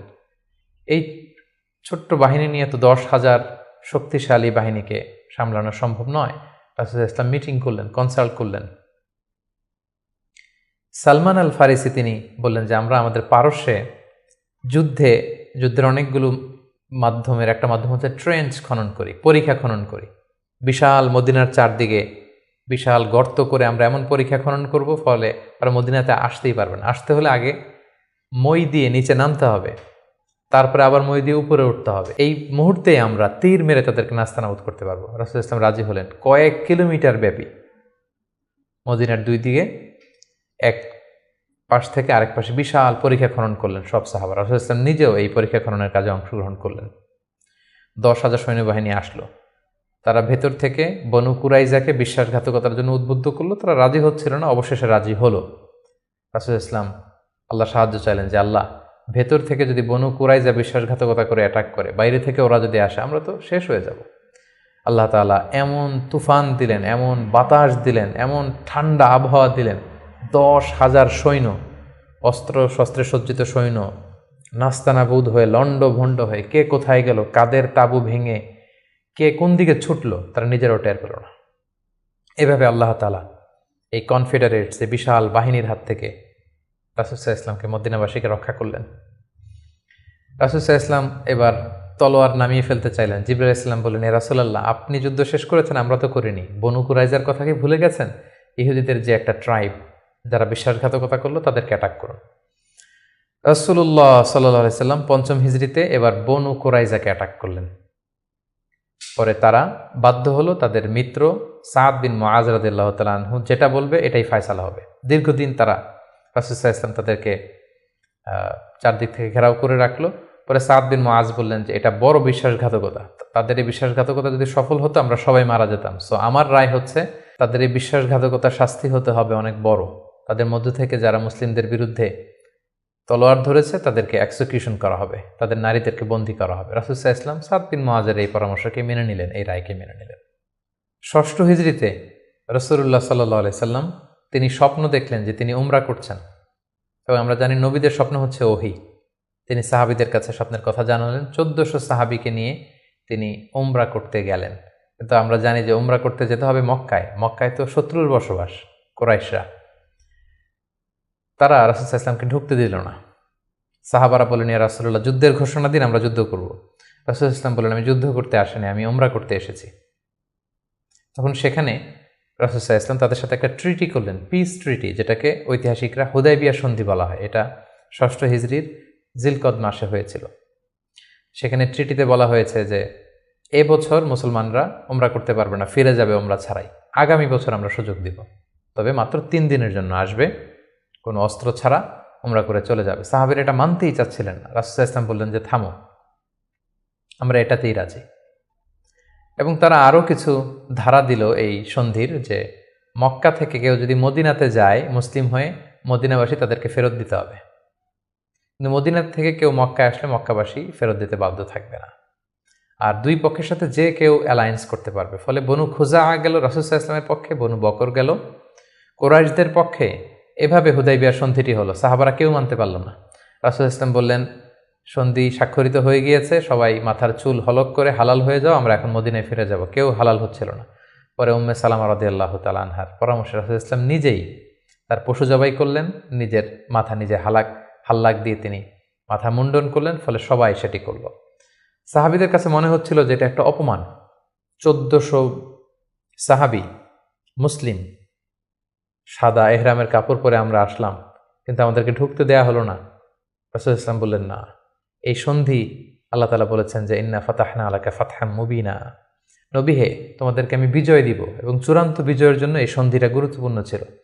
কারণ এখন দাওয়াতি কাজ চারদিকে ছড়িয়ে দেওয়ার জন্য কিছুদিন যুদ্ধ বিগ্রহ বন্ধের দরকার আছে। আল্লাহ তাআলা এই সন্ধির মাধ্যমে কেমন যেন মুসলমানদেরকে সেই ফেভারটিই দিলেন, সেই সুযোগটি করে দিলেন। সুবহানাল্লাহ। সপ্তম হিজরির গুরুত্বপূর্ণ একটি ঘটনা হচ্ছে খায়বার যুদ্ধ। রাসূল সাল্লাল্লাহু আলাইহি ওয়াসাল্লাম খায়বার বিজয় করলেন। মদিনা থেকে বেশ দূরে, ইহুদিদের সেখানে বিশাল পল্লী, বিশাল বসতি, এবং যাদেরকে তিনি নির্বাসন দিয়েছিলেন তারা যে সেখানে বসবাস করছিল। রাসূল সাল্লাল্লাহু আলাইহি ওয়াসাল্লাম খায়বার বিজয় করলেন, এবং খায়বার বিজিত হয়েছিল সাইয়েদনা আলী রাদিয়াল্লাহু তাআলা আনহুর হাতে। খায়বার যখন বিজয় হলো, খায়বারের বিশাল ল্যান্ড, খেজুর বাগান, রাসূল সাল্লাল্লাহু আলাইহি ওয়াসাল্লাম এগুলো পেলেন এবং চুক্তিতে আসলেন যে খায়বারের ইহুদিরা তারা সারা বছর জুড়ে যতটুকু খেজুর তারা উৎপাদন করবে এবং ফলমূল চাষ করবে তার অর্ধেক মদিনাতে দেয়া হবে। এবং খায়বার বিজয়ের পর থেকে কিন্তু বেসিকলি মদিনাতে সাহাবাদের একটু অর্থনৈতিক সচ্ছলতা ফিরে আসলো। এবং ইন দ্য মিন টাইম, সেই নবুয়তির ৫ম বছরে যখন অত্যাচার হচ্ছিল, জাফর ইবনে আবি তালেব যখন তার সাথে করে রাসূল সাল্লাল্লাহু আলাইহি ওয়াসাল্লাম অনেককে, নমুসলিমকে আবিসিনিয়ায় পাঠিয়েছিলেন, খায়বার বিজয়ের পরে রাসূল সাল্লাল্লাহু আলাইহি ওয়াসাল্লাম তাদেরকে নিয়ে আসলেন, তারা সবাই চলে আসলো। এবং এই সপ্তম হিজরিতে রাসূল সাল্লাল্লাহু আলাইহি ওয়াসাল্লাম আশেপাশের বড় বড় যে রাজা আছে, কিং আছে, সুপার পাওয়ার আছে, তাদের কাছে তিনি চিঠি লিখে পাঠালেন যে মিন মুহাম্মদ ইলা হিরাকল আদিমের রোম। এইভাবে সবার কাছে তিনি চিঠি লিখে পাঠালেন যে আসলিম তাসলাম, সালামুন আলা মানিত্তাবা আলো হুদা, শান্তি তাদের প্রতি যারা হেদায়েতকে মানে। ফলে ইন্টারন্যাশনাল ইসলামকে পৌঁছানোর একটা সুযোগ কিন্তু ঠিক তখন রাসূল সাল্লাল্লাহু আলাইহি ওয়াসাল্লামের হলো। এবং সপ্তম হিজরিতে রাসূল সাল্লাল্লাহু আলাইহি ওয়াসাল্লাম সাহাবাদেরকে নিয়ে উমরা করে আসলেন। এটাকে বলা হয় উমরাতুল কাদা। কারণ আমরা জানি যে ষষ্ঠ হিজরিতে তিনি উমরা করতে পারেননি, এবং সেই হুদায়বিয়া সন্ধির একটা ধারা ছিল এবছর ফিরে যেতে হবে, পরের বছর এসে উমরা করবে। রাসূলুল্লাহ সাল্লাল্লাহু আলাইহি ওয়াসাল্লাম পরের বছর যে উমরা করে আসলেন, এবং ঠিক সেই বছরই রাসূল সাল্লাল্লাহু আলাইহি ওয়াসাল্লাম মাইমুনা বিনতে হারেস রাদিয়াল্লাহু তাআলা আনহাকে বিয়ে করেছিলেন। অষ্টম হিজরিতে যে সমস্ত ঘটনা ঘটেছে তার মধ্যে থেকে অন্যতম হচ্ছে মুতার যুদ্ধ, রোমকদের বিরুদ্ধে, অনেক দূরের যুদ্ধ। তিনজন সেনাপতি রাসূল সাল্লাল্লাহু আলাইহি ওয়াসাল্লাম এখানে ফিক্স করে দিয়েছিলেন, যায়েদ বিন হারিসা, জাফর ইবনে আবি তালেব, আব্দুল্লাহ ইবনে রাওয়াহা। কোনো অভিযানে তিনি তিনজন সেনাপতি দেন না, এই যুদ্ধে তিনজনকে তিনি সেনাপতি করলেন। তারা তিনজনই বুঝতে পেরেছেন যে তারা প্রত্যেকে শহীদ হবেন, এবং সেটাই ঘটেছিল। রাসূল ইসলাম তাদের জন্য দোয়া করেছিলেন। সবশেষে খালিদ বিন ওয়ালিদ রাদিয়াল্লাহু তাআলা আনহুর নেতৃত্বে মুতার যুদ্ধ বিজয় হয়। অষ্টম হিজরির সবচাইতে সিগনিফিক্যান্ট ইভেন্ট হচ্ছে ফাতহু মক্কা, মক্কা বিজয়, যেটার কারণ হচ্ছে হুদায়বিয়া সন্ধিতে একটা অ্যালায়েন্স হয়েছিল। বনু খুজা ছিল মুসলিমদের পক্ষে, বনু বকর ছিল কুরাইশদের পক্ষে, এবং কথা ছিল কেউ কাউকে অ্যাটাক করবে না। কিন্তু বনু বকরের কিছু লোক কুরাইশদের সহযোগিতায় অস্ত্র নিয়ে তারা একদিন রাতে বনু খুজাকে অ্যাটাক করে তাদের 20 জনকে নিহত করে। রাসূল সাল্লাল্লাহু আলাইহি ওয়াসাল্লাম এই সন্ধিকে আর অটুট রাখলেন না, এই অপরাধকে বরদাস্ত করলেন না। রাসূল সাল্লাল্লাহু আলাইহি ওয়াসাল্লাম যাতে মাফ করে দেয়, এটার জন্য আবু সুফিয়ানকে পাঠানো হয়েছিল। রাসূল সাল্লাল্লাহু আলাইহি ওয়াসাল্লাম মানলেন না। বিশাল এক বাহিনী নিয়ে 10,000 সাহাবীকে নিয়ে তিনি মক্কা অভিমুখে রওনা হলেন এবং তিনি মক্কা বিজয় করলেন। এটাকে ঐতিহাসিকভাবে ফাতহু মক্কা বলা হয়। রাসূল সাল্লাল্লাহু আলাইহি ওয়াসাল্লাম ফিরে আসলেন নিজের জন্মভূমিতে বিজয়ের বেশে। তিনি যে কাবার ভেতরে যত মূর্তি আছে এগুলোকে ভেঙে ফেললেন। বেলাল রাদিয়াল্লাহু আনহুকে বললেন, যাও কাবার উপরে উঠে আজান দাও। আজান দেয়া হলো। রাসূল সাল্লাল্লাহু আলাইহি ওয়াসাল্লাম নামাজ পড়লেন, কাবার ভেতরেও নামাজ পড়লেন। সবচেয়ে বড় 2-1 অপরাধীকে তিনি শাস্তি দিয়েছিলেন, বাকি সবাইকে তিনি মাফ করেছিলেন। সবাই ভয়ে কাঁপছিল। রাসূল সাল্লাল্লাহু আলাইহি ওয়াসাল্লাম বললেন যে লা তাসরিবা আলাইকুমুল ইয়াউম, আজকে তোমাদের প্রতি কোনো আক্রোশ নেই, তোমরা আমাদের ভাই, আমার আত্মীয়, আমরা একই এলাকার লোক। রাসূল সাল্লাল্লাহু আলাইহি ওয়াসাল্লাম ক্ষমা করে দিলেন, এবং রাসূল সাল্লাল্লাহু আলাইহি ওয়াসাল্লামের ক্ষমার এই নমুনা দেখে সবাই মুসলিম হয়ে গেল। রাসূল সাল্লাল্লাহু আলাইহি ওয়াসাল্লামের হাতে হাত রেখে শাহাদা পাঠ করল। এভাবে মক্কা বিজয় হয়ে গিয়েছিল। মক্কা বিজয়ের পর অষ্টম হিজরির আরেকটা বড় ইনসিডেন্ট হচ্ছে হুনাইনের যুদ্ধ। মক্কাতে রাসূল সাল্লাল্লাহু আলাইহি ওয়াসাল্লাম 19 দিন অবস্থান করলেন। তার মদিনাতে ফিরে আসার আগেই বনু সাকিফ, বনু হাওয়াজিন, যারা তায়েফের অধিবাসী, তারা রাসূল সাল্লাল্লাহু আলাইহি ওয়াসাল্লামের উপর অ্যাটাক করার প্ল্যান করলো। রাসূল সাল্লাল্লাহু আলাইহি ওয়াসাল্লাম তাদের প্রতি অভিযান পরিচালনা করলেন। হুনাইন নামক জায়গায় যুদ্ধ হলো। শুরুতে মুসলমানরা পরাস্ত হয়েছিল, কিন্তু পরবর্তীতে মুসলমানরা বিজয় লাভ করল, এবং এযাবৎকালে সবচাইতে বেশি গানিমাত, যুদ্ধলব্ধ সম্পদ রাসূল সাল্লাল্লাহু আলাইহি ওয়াসাল্লাম এই হুনাইনের যুদ্ধ থেকে তিনি পেয়েছিলেন। এবং এই যুদ্ধে রাসূল সাল্লাল্লাহু আলাইহি ওয়াসাল্লামের সেই দুধমা হালিমা, দুধবোন শাইমা, তারা বন্দী হয়ে এসেছিল। রাসূল সাল্লাল্লাহু আলাইহি ওয়াসাল্লাম তাদেরকে চিনতে পারলেন, তাদেরকে ক্ষমা করে দিলেন, তাদেরকে অনেক উপর হুকুম দিলেন। নবম হিজরিকে বলা হয় দ্য ইয়ার অফ ডেলিগেশনস, আমাল উফুদ। ইসলাম যেহেতু এখন একটা স্থিতিশীল শক্তিশালী অবস্থায় আছে, মুসলিম সাম্রাজ্য পৃথিবীর বিভিন্ন দেশ থেকে রাসূল সাল্লাল্লাহু আলাইহি ওয়াসাল্লামের সাথে অ্যালায়েন্স করার জন্য, জোট করার জন্য, তারা নিজেদের সমর্থন দেওয়ার জন্য অথবা শাহাদা পাঠ করে মুসলিম হওয়ার জন্য রাসূল সাল্লাল্লাহু আলাইহি ওয়াসাল্লামের কাছে এই বছর এসে, নবম হিজরিতে এসে দেখা করতে লাগলো। এবং নবম হিজরিতে একটা বড় যুদ্ধ হয়েছিল, যেটাকে তাবুকের যুদ্ধ বলা হয়। নবম হিজরির রজব মাসে রাসূল সাল্লাল্লাহু আলাইহি ওয়াসাল্লাম রোমানদের বিরুদ্ধে যুদ্ধ করার জন্য তিনি অভিযান পরিচালনা করেছিলেন, এবং এই সময়টা ছিল প্রচণ্ড গরমের সময় এবং খেজুর পাকার মুহূর্ত। ফসল পেকেছে, ফসল কেটে ঘরে উঠাতে হবে, প্রচণ্ড গরম, সফরের দূরত্ব অনেক বেশি। মুনাফিকরা নানা তাল বাহানায় রাসূল সাল্লাল্লাহু আলাইহি ওয়াসাল্লামের কাছে ওজর আপত্তি করল, রাসূল সাল্লাল্লাহু আলাইহি ওয়াসাল্লাম মেনে নিলেন, আর মুসলিমদেরকে নিয়ে রাসূল সাল্লাল্লাহু আলাইহি ওয়াসাল্লাম তাবুকে গেলেন। তাবুকে যে রাসূল সাল্লাল্লাহু আলাইহি ওয়াসাল্লাম সেখানে 20 দিন অবস্থান করলেন। আসলে সেখানে কোনো যুদ্ধ হয়নি, মুমিনদের ইমানি পরীক্ষার জন্য আল্লাহ তাআলা সর্বশেষ পরীক্ষাটা করলেন। মুসলিমদের এই বিশাল বাহিনী দেখে রোমান সাম্রাজ্যের সৈনিকেরা তারা যুদ্ধ করতে অস্বীকৃতি জানালো। যুদ্ধ ছাড়াই বিজয়ের বেশে রাসূল সাল্লাল্লাহু আলাইহি ওয়াসাল্লাম তাবুক থেকে ফিরে আসলেন। ফিরে আসার পথে রাসূল সাল্লাল্লাহু আলাইহি ওয়াসাল্লামকে জানানো হলো যে মুনাফিকরা একটা বিশেষ মসজিদ বানিয়েছে, সেখানে আপনাকে নিতে চায়। আপনি যে একবার নামাজ পড়াবেন, তারপরে সেখানে তারা ষড়যন্ত্র করবে। তাই তাদের ষড়যন্ত্রের মূলোৎপাটনের জন্য আপনি মদিনাতে ফেরার আগেই এই মসজিদকে জ্বালিয়ে দিবেন। আল্লাহ তাআলার অর্ডার। এই মসজিদের নাম হচ্ছে মসজিদে দিরার। মুমিনদের মধ্যে ডিভাইডেশন, ক্ষতি এবং সমাজের মধ্যে ক্যাওস সৃষ্টি করার জন্য, মুসলিমদের মধ্যে ঐক্যের মধ্যে ভাঙন তৈরি করবার জন্য তারা এই মসজিদ তৈরি করেছে। রাসূল সাল্লাল্লাহু আলাইহি ওয়াসাল্লাম পাঠালেন সাহাবীদেরকে, এই মসজিদকে জ্বালিয়ে দেয়া হলো। এবং এই নবম হিজরিতেই তায়েফের বনু সাকিব গোত্র এসে ইসলাম ধর্ম গ্রহণ করলো, এবং রাসূলুল্লাহ সাল্লাল্লাহু আলাইহি ওয়াসাল্লাম নবম হিজরিতে আবু বকর রাদিয়াল্লাহু তাআলা আনহুকে হজের আমির বানিয়ে হজে পাঠালেন। বললেন যে আবু বকর যাও, তুমি যে এবার হজের লিডিং তুমি দিবে আর বলে আসবে যে আগামী বছর 10ম হিজরিতে আমি নবী হজে যাব, এবং বলে দিয়ে আসবে যে আগামী বছর থেকে কোনো মুশরিক আর হজ করতে পারবে না। রাসূল সাল্লাল্লাহু আলাইহি ওয়াসাল্লামের নির্দেশনা পেয়ে 9ম হিজরিতে আবু বকর রাদিয়াল্লাহু তাআলা আনহু তিনি হজ পরিচালনার জন্য গেলেন, এবং যাওয়ার পথে পথিমধ্যে সকল আরব গোত্রগুলোকে তিনি জানিয়ে দিলেন যে আগামী বছর কিন্তু নবী হজে আসবে, ফলে কোনো মুশরিক আর আগামী বছর থেকে হজের সুযোগ পাবে না। এবং এই 9ম হিজরিতে রাসূল সাল্লাল্লাহু আলাইহি ওয়াসাল্লাম জাজিরাতুল আরবের বিভিন্ন এলাকায় ইসলামের দাওয়াত পৌঁছানোর জন্য বিভিন্ন সাহাবাদেরকে দায়িত্ব দিয়ে দাঈ ইলাল্লাহ হিসেবে পাঠিয়েছেন। এবং ঠিক তখনই আল্লাহ তাআলা আয়াত নাজিল করলেন, ওয়ারাআইতান নাসা ইয়াদখুলুনা ফি দীনিল্লাহি আফওয়াজা, অর্থাৎ হে নবী আপনি দেখবেন দলে দলে জাজিরাতুল আরবে লোকজন ইসলামের ছায়াতলে চলে আসছে। এবং সেটাই হলো, দলে দলে লোকজন ইসলাম ধর্ম গ্রহণ করতে লাগলো।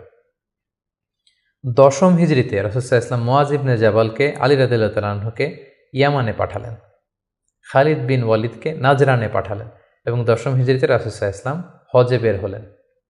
প্রায় লক্ষাধিক সাহাবাকে নিয়ে তিনি হজের জন্য গেলেন। সহিহ মুসলিমের বর্ণনা, জাবের রাদিয়াল্লাহু তাআলা আনহু বলেন, মদিনা থেকে জুলহুলাইফা থেকে হেরাম বেদে রাসূল সাল্লাল্লাহু আলাইহি ওয়াসাল্লাম যখন বেরোলেন, আমি তাকিয়ে দেখি ডানে হাজার হাজার সাহাবী, বায়ে হাজার হাজার সাহাবী, সামনে পেছনে হাজার হাজার মানুষ। যেখান দিয়ে যাচ্ছে লোকজন রাসূল সাল্লাল্লাহু আলাইহি ওয়াসাল্লামের কাফেলার সাথে হজের জন্য যুক্ত হচ্ছে। রাসূল সাল্লাল্লাহু আলাইহি ওয়াসাল্লামের এই হজটাকে বিদায় হজ বলা হয়, এবং এই বিদায় হজে তিনি একটা ঐতিহাসিক ভাষণ দিয়েছিলেন, যেটাকে বিদায় হজের ভাষণ বলা হয়। দিনটা ছিল জুমাবার। রাসূল সাল্লাল্লাহু আলাইহি ওয়াসাল্লাম তিনি আরাফার ময়দানে জিলহজ মাসের 9 তারিখে ঐতিহাসিক ভাষণ দিয়েছিলেন, এই বিদায় হজের ভাষণ, যেখানে তিনি জাহিলিয়াতকে কবর দিয়েছিলেন। জাহিলিয়াতের সবকিছু তিনি সেদিন ড্যামোলিশ করেছিলেন। সুদকে তিনি পায়ের নিচে স্থান দিয়েছিলেন, এবং সেখানে তিনি মানবতার কথা বলেছেন, উইমেন রাইটসের কথা বলেছেন, নারী অধিকারের কথা, শ্রমিকদেরকে নিয়ে তিনি সেদিন কথা বলেছেন, সেখানে ভ্রাতৃত্বের কথা তিনি বলেছেন, সেখানে শিরকের বিরুদ্ধে তিনি আওয়াজ তুলেছেন। সেই ঐতিহাসিক বিদায় হজের ভাষণে তিনি মানুষদেরকে কল্যাণের পথে আহ্বান করেছেন, এবং তিনি বলেছেন আমিরের আনুগত্যের কথা। এভাবে তিনি সেই ঐতিহাসিক ভাষণটি দিয়েছিলেন, এবং সবশেষে তিনি বলেছিলেন যে তোমাদের মাঝে আমি 2টি জিনিস রেখে গেলাম। ইঙ্গিত দিচ্ছিলেন যে আমার সময় শেষ হয়ে এসেছে, তোমাদের মাঝে 2টি জিনিস, I have left behind 2 things to you, 2টা জিনিস রেখে গেলাম। এই 2টাকে তোমরা যদি আঁকড়ে ধরো তোমরা কখনো পথভ্রষ্ট হবে না। একটা হচ্ছে কিতাব আল্লাহ, আল্লাহর কিতাব, আর আরেকটা হচ্ছে সুন্নাতা রাসূলিহি, রাসূলের সুন্নাত। এই 2টাকে যারা আঁকড়ে ধরবে তারা কখনো পথভ্রষ্ট হবে না। এবং সেদিন ইসলামকে পরিপূর্ণ করে দেয়া হলো। আয়াত নাজিল হলো, আল ইয়াউমা আকমালতু লাকুম দীনাকুম ওয়া আতমামতু আলাইকুম নি'মাতি ওয়া রাদিতু লাকুমুল ইসলাম দীনা। হে নবী, আজকে তোমাদের জন্য দিনকে আমি পরিপূর্ণ করলাম, তোমার প্রতি আমার নেয়ামতের বাড়িধারাকে পরিপূর্ণ করলাম, এবং ইসলামকে তোমাদের জন্য দিন হিসেবে দিয়ে আমি আল্লাহ সন্তুষ্ট হলাম। এটাই ছিল রাসূল সাল্লাল্লাহু আলাইহি ওয়াসাল্লামের সেই ঐতিহাসিক বিদায় হজের ভাষণ, এবং সেটি ঘটেছিল 10ম হিজরিতে। হজ শেষ করে রাসূল সাল্লাল্লাহু আলাইহি ওয়াসাল্লাম মদিনাতে এসে তিনি রোমানদের বিরুদ্ধে যুদ্ধের জন্য রাসূল সাল্লাল্লাহু আলাইহি ওয়াসাল্লামের একজন প্রিয় সাহাবী উসামা বিন যায়েদ রাদিয়াল্লাহু তাআলা আনহুকে নেতা করে পাঠিয়েছিলেন, কিন্তু তিনি যেতে পারেননি। মদিনা থেকে বের হওয়ার কিছুদিন পরই তিনি শুনতে পেলেন যে রাসূল সাল্লাল্লাহু আলাইহি ওয়াসাল্লাম অসুস্থ। 11 হিজরির কথা।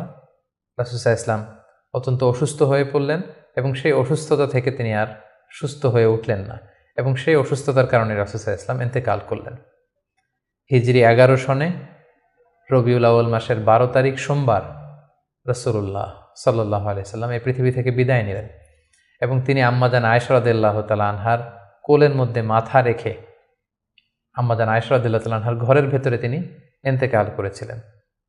ইন্তেকালের আগে তিনি বারবার বেহুশ হয়ে যাচ্ছিলেন, এবং পানি আনতে বলছিলেন। পানির মধ্যে হাত ঢুকিয়ে তিনি চেহারার মধ্যে পানি লাগাচ্ছিলেন, আর বলছিলেন ইন্না লিল মাউতি লা সাকারাত, হায়রে মৃত্যুর এতই যন্ত্রণা, মৃত্যুর এত কষ্ট। রাসূল সাল্লাল্লাহু আলাইহি ওয়াসাল্লাম আম্মাজান আয়েশা রাদিয়াল্লাহু তাআলা আনহার হাতে মেসওয়াক দেখে, তার শ্যালক যখন মেসওয়াক করছিল তিনি সেখানে ফেল করে তাকিয়েছিলেন। আম্মাজান আয়েশা বুঝতে পেরেছিলেন যে তিনি মেসওয়াক করবেন। তিনি নিজ হাতে মেসওয়াকটি নিয়ে চিবিয়ে নরম করে রাসূল সাল্লাল্লাহু আলাইহি ওয়াসাল্লামের মুখে দিয়েছিলেন। তিনি ইন্তেকালের আগে মেসওয়াক করেছিলেন, এবং তিনি ইন্তেকালের আগে বলেছিলেন আসসালাত আসসালাত, উম্মতেরা নামাজ নামাজ, নামাজকে তোমরা ভুলে যেও না। ওমা মালাকাত আইমানুকুম, এবং তোমাদের কর্মচারীদের প্রতি, শ্রমিকদের প্রতি তোমরা অবিচার করো না। এই কথাগুলো বলে তিনি সর্বশেষ যে বাক্যটি উচ্চারণ করেছিলেন সেটি হচ্ছে মা আল্লাযীনা আনআমা আল্লাহু আলাইহিম মিনান নাবিয়্যিন ওয়াস-সিদ্দীকিন ওয়াশ-শুহাদাই ওয়াস-সালিহিন, অর্থাৎ হে আল্লাহ, নবী, সিদ্দিক, শুহাদা, সালেহ তাদের সাথে যেন আমি থাকি। আল্লাহুম্মা ইলা রাফিকিল আ'লা, আমি আমার প্রিয়তম বন্ধু আল্লাহ তাআলার কাছে ফিরে যাই। এই কথা বলেই তিনি নিস্তব্ধ হয়ে গিয়েছেন এবং গোটা উম্মাকে দুঃখের সাগরে ভাসিয়ে খাতামুন নবিয়্যিন সাইয়্যিদুল মুরসালিন রাহমাতাল লিল আলামিন তিনি তার শেষ নিঃশ্বাস ত্যাগ করেন। এবং নবীরা যেখানে মারা যায় সেই জায়গাটি পবিত্র। নবীরা যেখানে ইন্তেকাল করেন সেখানেই তাদেরকে কবরস্থ করা হয়।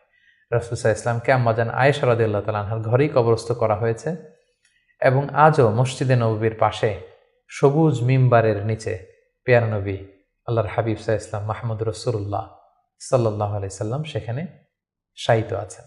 সম্মানিত সুধী, এ পর্যায়ে আমরা খুব সংক্ষিপ্ত পরিসরে রাসূল সাল্লাল্লাহু আলাইহি ওয়াসাল্লামের জীবনী থেকে আমরা কিছু লাইফ লেসন নিয়ে আসবো যে আমরা কি শিখতে পারি রাসূল সাল্লাল্লাহু আলাইহি ওয়াসাল্লামের জীবনী থেকে। প্রথম যেই লেসনটা আমরা উল্লেখ করতে চাই সেটা হচ্ছে রাসূল সাল্লাল্লাহু আলাইহি ওয়াসাল্লাম খুব বড় মনের মানসিকতার অধিকারী ছিলেন, বড় হৃদয়ের অধিকারী ছিলেন। তিনি সবার জন্য ছিলেন। He use to think beyond the narrow borders. তিনি বড় হৃদয়ের অধিকারী ছিলেন, কখনো ন্যারো মাইন্ডেড ছিলেন না। উনি সবাইকে অ্যাকোমোডেট করতে চাইতেন। এজন্য আল্লাহ তাআলা বলেছেন যে ওমা আরসালনাকা ইল্লা রাহমাতাল লিল আলামিন, হে নবী, আপনাকে আমি গোটা বিশ্ববাসীর জন্য রহমত করে প্রেরণ করেছি। তিনি শুধু আমাদের জন্য রহমত নন, মুসলিমদের জন্য রহমত নন, শুধু মুসল্লিদের জন্য রহমত নন, তিনি আলামিন, বিশ্ববাসীর জন্য রহমত। He is for all and his teaching is for all. রাসূল সাল্লাল্লাহু আলাইহি ওয়াসাল্লামের শিক্ষা, দিক নির্দেশনা, তার দেয়া হেদায়েত, এগুলো সবার জন্য। এটা আমরা জানতে পারলাম। দ্বিতীয় যে শিক্ষাটা আমরা পাই সেটা হচ্ছে রাসূল সাল্লাল্লাহু আলাইহি ওয়াসাল্লাম সবসময় সঙ্গবদ্ধ জীবনযাপন করেছেন। আমরা যদি দেখি মক্কাতে সঙ্গবদ্ধ, মদিনাতে সঙ্গবদ্ধ, যেখানে তিনি ছিলেন সঙ্গবদ্ধ ছিলেন। এবং আমরা যেন ইউনাইটেড থাকি, কোরআনের শিক্ষাটা তিনি বারবার বলেছেন ওয়ালা তাফাররাকু, তোমরা বিচ্ছিন্ন হয়ো না, তোমরা আলাদা হয়ে জীবনযাপন করো না, বরং তোমরা সঙ্গবদ্ধ জীবনযাপন করো। রাসূল সাল্লাল্লাহু আলাইহি ওয়াসাল্লামের জীবনী থেকে আমরা এই শিক্ষাটাও পাই। 3 নম্বর যে শিক্ষাটি আমরা পাই রাসূল সাল্লাল্লাহু আলাইহি ওয়াসাল্লামের জীবনী থেকে সেটা হচ্ছে তিনি পিস লাভার ছিলেন, শান্তিকামী। কখনো সংঘাতে সহজে বিরোধে জড়াতে চাইতেন না, সবসময় শান্তি প্রতিষ্ঠায় তিনি অগ্রগামী ছিলেন। আমরা যদি দেখি যে কোরাইশদের সাথেও কিন্তু তিনি পিস ট্রিটি করেছেন, শান্তি চুক্তি। সাহাবারা রাজি হচ্ছিলেন না, কিন্তু তিনি করেছেন। মদিনায় এসে তিনি মদিনা চার্টার করেছেন, মদিনা সনদ করেছেন, ইহুদিদের সাথে একসাথে থেকেছেন, থাকতে চেয়েছেন, কিন্তু মদিনা সনদ ভঙ্গ হয়েছে যখন তারা বিশ্বাসঘাতকতা করেছে। তার মানে তিনি সবসময় শান্তির পক্ষে ছিলেন, শান্তিকামী তিনি ছিলেন। সো আমরা যারা নবীজির উম্মত বলে নিজেদেরকে দাবি করি, আমরা যেন সবসময় শান্তিকামী হই, আমরা যেন শান্তির পক্ষে থাকি, এটা আমাদের জন্য শিক্ষা। 4 নম্বর যে শিক্ষাটি আমরা পাই সেটা হচ্ছে he was the flag bearer of justice. তিনি সবসময় ন্যায় বিচারের পক্ষে ছিলেন, ন্যায়ের পতাকাবাহী ছিলেন, ন্যায় বিচারের পতাকাবাহী। সবসময় ন্যায় যেখানে, সত্য যেখানে, ইনসাফ যেখানে, জাস্টিস যেখানে, তিনি সেখানে। তার প্রমাণ আমরা দেখি 20 বছর বয়সে তিনি যখন যুবক, তখন তিনি হেলফুল ফুজুল নামে যুব সংঘ করেছেন। উদ্দেশ্য কী ছিল? যে মাল মাজলুম দিদ্দাল জালেম, আমরা সবসময় মাজলুমের পক্ষে থাকবো, জালেমের বিরুদ্ধে। কোনো জালেম যেন কোনো ব্যবসায়ীকে, ভিনদেশিকে, কাউকে যেন ঠকাতে না পারে, মাজলুমের পক্ষে লড়বার জন্য তিনি এটা করেছেন। তার মানে ইনসাফ, জাস্টিস, ন্যায় পরায়ণতার পক্ষে তিনি সবসময় কাজ করেছেন। সো আমরা যেন সবসময় ন্যায় পরায়ণতার পক্ষে থাকি, এটাই আমাদের জন্য শিক্ষা। 5 নম্বর যে ব্যাপারটা আমরা দেখি যে রাসূল সাল্লাল্লাহু আলাইহি ওয়াসাল্লামের পুরো জীবনীটা যদি আপনারা খেয়াল করেন, 40 বছর, তারপরে নবুয়তির 13 বছর, তারপর মদিনাতে 10 বছর, আমরা যদি দেখি যে সবসময় রাসূল সাল্লাল্লাহু আলাইহি ওয়াসাল্লাম একটা স্ট্রাগলের মধ্য দিয়ে গিয়েছেন। তিনি আল্লাহর নবী, শুধু নবী নয়, শ্রেষ্ঠ নবী, আল্লাহর হাবিব, তার কাছে কোরআন নাজিল হয়েছে, তার কাছে ওহী আসতো, আল্লাহর সরাসরি সাহায্য তিনি পেয়েছেন, আল্লাহর সাথে কথা বলেছেন। তারপরও তার জীবন কিন্তু স্ট্রাগল মুক্ত ছিল না, সবসময় তিনি স্ট্রাগলের মধ্যে দিয়েছিলেন। আমরা একটু স্ট্রাগল করলে হতাশ হয়ে পড়ি, একটু বিপদে পড়লে হতাশ হয়ে পড়ি। আমরা যদি রাসূলের জীবনী দেখি তাহলে আমরা বুঝতে পারবো না, হতাশ হওয়া যাবে না, ধৈর্য ধারণ করতে হবে, কারণ struggle is the part of our life. আমার নবী স্ট্রাগল করেছেন, তিনি সংগ্রাম করেছেন। সো সংগ্রাম আমাদের জীবনের অংশ, এই শিক্ষাটা আমরা পাই। 6 নম্বর যে শিক্ষাটি আমরা পাই সেটা হচ্ছে রাসূল সাল্লাল্লাহু আলাইহি ওয়াসাল্লাম ব্যক্তিগত জীবনে অত্যন্ত সৎ ছিলেন। ট্রুথফুলনেস ছিল ওনার গুণ, ট্রাস্টওয়ার্দিনেস অর্থাৎ সত্যবাদিতা এবং আমানতদারিতা।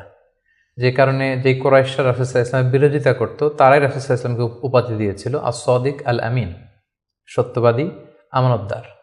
এবং তিনি যখন সাফা পাহাড়ের উপরে দাঁড়িয়ে বলেছেন, আমি একটা তথ্য দিলে বিশ্বাস করবে? সবাই বললেন, হ্যাঁ অবশ্যই করব, কারণ আমরা তো কখনো তোমার কাছ থেকে মিথ্যা বলতে শুনিনি। সুবহানাল্লাহ, চিন্তা করেন, নিজের জাতিগোষ্ঠীর এত বড় অ্যাকনোলেজমেন্ট। সবাই এক স্বরে বলে উঠল, মা জাররাবনা আলাইকা ইল্লা সিদকা, সত্য ছাড়া মিথ্যা তো কখনো শুনিনি। যেদিন তিনি হিজরত করবেন সেদিন তিনি তার ঘরে রাসূল সাল্লাল্লাহু আলাইহি ওয়াসাল্লাম আলী রাদিয়াল্লাহু তাআলা আনহুকে রেখে গিয়েছিলেন। কেন? কারণ ওনার কাছে মক্কার অনেক লোকেরা আমানত রেখেছিল, সেই আমানতগুলো বুঝিয়ে দিতে আলী রাদিয়াল্লাহু তাআলা আনহুর 3 দিন সময় লেগেছিল। এত পরিমাণে ডিপোজিট ছিল, আমানতের বিভিন্ন জিনিসপত্র ছিল, সেগুলো আলী রাদিয়াল্লাহু তাআলা আনহু বুঝিয়ে দিয়ে তারপরে তিনি হিজরত করেছেন। কতটা আমানতদার ছিলেন আমাদের প্রিয় নবী। এবং ওনার এই ব্যবসায় আমানতদারিতায় মুগ্ধ হয়েই কিন্তু খাদিজা রাদিয়াল্লাহু তাআলা আনহা রাসূল সাল্লাল্লাহু আলাইহি ওয়াসাল্লামকে বিয়ের প্রস্তাব দিয়েছিলেন। সো তার উম্মত হিসেবে আমাদের উচিত সত্যবাদী, সৎ এবং আমানতদার হওয়ার চেষ্টা করা। 7 নম্বর যে শিক্ষাটি আমরা রাসূল সাল্লাল্লাহু আলাইহি ওয়াসাল্লামের জীবনী থেকে পাই সেটা হচ্ছে রাসূল সাল্লাল্লাহু আলাইহি ওয়াসাল্লামের একটা ফ্রেন্ডলি ইন্টারাকশন ছিল তার ফলোয়ারদের সাথে, good interaction with the followers. সাহাবীদের সাথে খুবই সুসম্পর্ক ছিল এবং সাহাবীরা কোনো পরামর্শ দিলে সেটা ভালো হলে তিনি আমলে নিতেন।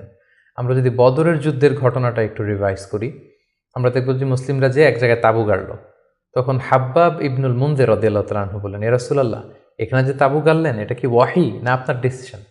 রাসূল সাল্লাল্লাহু আলাইহি ওয়াসাল্লাম বললেন যে না, আল্লাহ অর্ডার করেন, এটা আমার ডিসিশন। তিনি বললেন, না ইয়া রাসূলুল্লাহ, এখানে তাঁবু গাড়াটা ঠিক হয়নি, আমাদেরকে অবস্থান নিতে হবে ওই জায়গায়, ফলে বৃষ্টির পানি আমরা পাবো, কুয়ার পানি আমরা পাবো, আর মুশরিকরা কুরাইশরা তারা পানি পাবে না, আমরা পানি পান করব, ওরা পানির অভাবে মারা যাবে যুদ্ধ ছাড়াই। রাসূল সাল্লাল্লাহু আলাইহি ওয়াসাল্লাম বললেন, তাই তো, চমৎকার আইডিয়া, তাহলে সেটাই করি, চলো চলো আমরা এখান থেকে যে হাব্বাব যেখানে বলেছে সেখানে তাঁবু গাড়ি। তার মানে কতটা ফ্রেন্ডলি একটা ইন্টারাকশন ছিল ফলোয়ারদের সাথে। আমরা যদি খন্দকের ঘটনাটা দেখি, যে বিশাল যে পরীক্ষা খনন করা হলো, এটা কিন্তু সালমান আল ফারিসি রাদিয়াল্লাহু তাআলা আনহুর পরামর্শে তিনি করেছিলেন। আমাদের অনেক লিডারদের মধ্যে একটা বসি ভাব থাকে যে আমি সব জানি, আমার ফলোয়াররা কিছুই জানে না, আমার টিমের লোকেরা কিছুই জানে না। না, রাসূল সাল্লাল্লাহু এটা করতেন না। কারোর কাছ থেকে কোনো ভালো কনসালটেশন, কোনো পরামর্শ আসলে পলিসি মেকিংয়ে তাদের কথাও তিনি রাখতেন। সুবহানাল্লাহ, এটা একটা গুড লিডারের বৈশিষ্ট্য। 8 নাম্বার যে শিক্ষাটা আমরা পাই সেটা হচ্ছে রাসূল সাল্লাল্লাহু আলাইহি ওয়াসাল্লাম হেভিলি ফোকাসড ছিলেন তার মিশনে, এক্সট্রিমলি ফোকাসড রাসূল সাল্লাল্লাহু আলাইহি ওয়াসাল্লাম ছিলেন। সেই যে মক্কায় তিনি তাওহীদের বাণী প্রচার করতে শুরু করেছেন, রিসালাতের বাণী প্রচার করতে শুরু করেছেন, আখিরাতের কথা মানুষকে প্রচার করতে শুরু করেছেন, তার যে দাওয়াতের ফোকাস, এই ফোকাস থেকে কোনো প্রলোভন, কোনো লোভ, কোনো স্ট্রাগল, কোনো বিপদ রাসূল সাল্লাল্লাহু আলাইহি ওয়াসাল্লামকে এক চুল পরিমাণ নাড়াতে পারেনি। সো আমরা যদি জীবনে সফল হতে চাই, আমাদের ফোকাস ঠিক রাখতে হবে। ফোকাস থেকে আমরা নড়ে গেলে কিন্তু আমরা সফলতার দেখা পাবো না। 9 নম্বর যে শিক্ষাটা আমরা পাই, রাসূল সাল্লাল্লাহু আলাইহি ওয়াসাল্লামের কম্প্যাশনেট অ্যান্ড মার্সিফুল অ্যাটিটিউড। রাসূল সাল্লাল্লাহু আলাইহি ওয়াসাল্লামের দয়াদ্র মানসিকতায় অনেক শত্রু কিন্তু রাসূল সাল্লাল্লাহু আলাইহি ওয়াসাল্লামের বন্ধু হয়ে গিয়েছিল, ঈমান এনেছিল। আমরা দেখেছি মক্কা বিজয় যখন করেছিলেন, চাইলে পিষে মারতে পারতেন কুরাইশদেরকে, যারা বছরের পর বছর জন্মভূমি থেকে দূরে থাকতে বাধ্য করেছিল রাসূল সাল্লাল্লাহু আলাইহি ওয়াসাল্লামকে। রাসূল সাল্লাল্লাহু আলাইহি ওয়াসাল্লাম কী করলেন? বললেন যে না, লা তাসরিবা আলাইকুমুল ইয়াউম, কোনো প্রতিশোধ, হিংসা কিছু নেই, ক্ষমা করে দিলাম, যাও তোমরা স্বাধীন। এভাবে নানা ঘটনায় আমরা দেখেছি রাসূল সাল্লাল্লাহু আলাইহি ওয়াসাল্লাম তার অমীয় অনুপম চরিত্রের মাধ্যমে তিনি মানুষের মন জয় করেছেন। সো এই গুণাবলী যেন আমরা আমাদের মধ্যে ধারণ করবার চেষ্টা করি। সব শেষে আমরা যেই শিক্ষাটির কথা বলবো সেটা হচ্ছে succession management. A good leader produces good leaders. একজন ভালো নেতা শুধু ফলোয়ার তৈরি করে না, সে আরও নতুন নেতা তৈরি করে। রাসূল সাল্লাল্লাহু আলাইহি ওয়াসাল্লামের এই গুণাবলীটি কিন্তু ছিল। আমরা যদি দেখি, রাসূল সাল্লাল্লাহু আলাইহি ওয়াসাল্লামের ইন্তেকালের পরে আমাদের লিডারশিপ নিয়ে কোনো ক্রাইসিস হয়নি, সেখানে দাঁড়িয়ে গিয়েছে আবু বকরকে আমরা রাদিয়াল্লাহু তাআলা আনহুকে আমরা আমাদের খলিফা বানিয়েছি। আবু বকর রাদিয়াল্লাহু তাআলা আনহুর ইন্তেকালের পরে ওমরে ফারুক আমাদের খলিফা হয়েছে, তারপরে উসমান, তারপরে আলী রাদিয়াল্লাহু তাআলা আনহু। তার মানে রাসূল সাল্লাল্লাহু আলাইহি ওয়াসাল্লাম এদেরকে কিন্তু সবসময় ডানে বায়ে, সামনে পেছনে, কাছে, নানা কাজে এঙ্গেজ করে নতুন নেতৃত্ব, নিউ লিডারশিপ কিন্তু তিনি তৈরি করেছিলেন। ফলে এই সাকসেশন ম্যানেজমেন্টে কিন্তু রাসূল সাল্লাল্লাহু আলাইহি ওয়াসাল্লাম সাকসেসফুল ছিলেন। এবং এখান থেকে আমরা যারা লিডারশিপ কোয়ালিটি আমাদের আছে, আমরা যেন নতুন লিডার তৈরি করে যেতে পারি উম্মার জন্য, এই শিক্ষাটি কিন্তু আমরা পাই। সম্মানিত সুধী, রাসূল সাল্লাল্লাহু আলাইহি ওয়াসাল্লামের জীবনের প্রতিটি স্টেপে, প্রতিটি পদক্ষেপে, প্রতিটি ঘটনা থেকে অসংখ্য অসংখ্য শিক্ষা আমাদের জন্য রয়েছে এবং বের করা সম্ভব। কিন্তু আজকের এক পর্বে এই সবগুলো শিক্ষা বা লেসন নিয়ে বা টিচিং নিয়ে আমাদের পক্ষে আলোচনা করা সম্ভব না। আমরা প্রফিট সিরিজের সর্বশেষ পর্বে আমরা এতটুকুই বলতে চাই যে আমরা এক পর্বে খুব সংক্ষিপ্ত পরিসরে এখানে উল্লেখ করলাম, আমরা কেবলমাত্র রাসূল সাল্লাল্লাহু আলাইহি ওয়াসাল্লামের সিরার উপর 50 পর্ব কিংবা 100 পর্বের একটা ধারাবাহিক সিরিজ করার প্রত্যাশা রাখি। আল্লাহ তাআলা আমাদেরকে তৌফিক দান করুক। সম্মানিত সুধী, রাসূল সাল্লাল্লাহু আলাইহি ওয়াসাল্লামের ফলোয়ার বা উম্মাহ হিসেবে আমাদের উচিত রাসূল সাল্লাল্লাহু আলাইহি ওয়াসাল্লামের আদর্শকে আমাদের জীবনে বাস্তবায়ন করা, তার প্রতি ভালোবাসার সর্বোচ্চ নমুনা পেশ করা, তার সম্মান আমাদের সম্মান। তাকে যখন গালি দেওয়া হয়, তার বিরুদ্ধে যখন কটু কথা বলা হয়, আমরা যেন তখন এটার প্রতিবাদ করি, লেখনীর মাধ্যমে, বক্তব্যের মাধ্যমে, একত্রিত হয়ে বিভিন্ন ইভেন্টস করার মাধ্যমে রাসূল সাল্লাল্লাহু আলাইহি ওয়াসাল্লামের রেখে যাওয়া শিক্ষা যেন আমরা আমাদের বাস্তব জীবনে কাজে লাগাই, আমরা যেন অন্যের কাছে পৌঁছাই, আমরা যেন সোশ্যাল মিডিয়াতে ছড়িয়ে দেই এবং রাসূল সাল্লাল্লাহু আলাইহি ওয়াসাল্লামের এই শিক্ষা যেন আমরা আমাদের অমুসলিম ভাই বোনদের কাছে পৌঁছাতে পারি। আমরা যেন রাসূল সাল্লাল্লাহু আলাইহি ওয়াসাল্লামকে আমাদের জীবনের চাইতে বেশি ভালোবাসতে পারি। আমরা যেন বেশি বেশি রাসূল সাল্লাল্লাহু আলাইহি ওয়াসাল্লামের প্রতি দুরূদ পড়ি, তার রেখে যাওয়া শিক্ষা এবং আদর্শ যেন আমরা মেনে চলতে পারি। আল্লাহ তাআলা আমাদের সবাইকে কথাগুলো বোঝার, আমল করার তৌফিক দান করুক। হাযা মা ইনদি ওয়াল ইলমু ইনদাল্লাহ আলাইহি তাওয়াক্কালতু ওয়া ইলাইহি উনীব। আসসালামু আলাইকুম ওয়া রাহমাতুল্লাহি ওয়া বারাকাতুহু।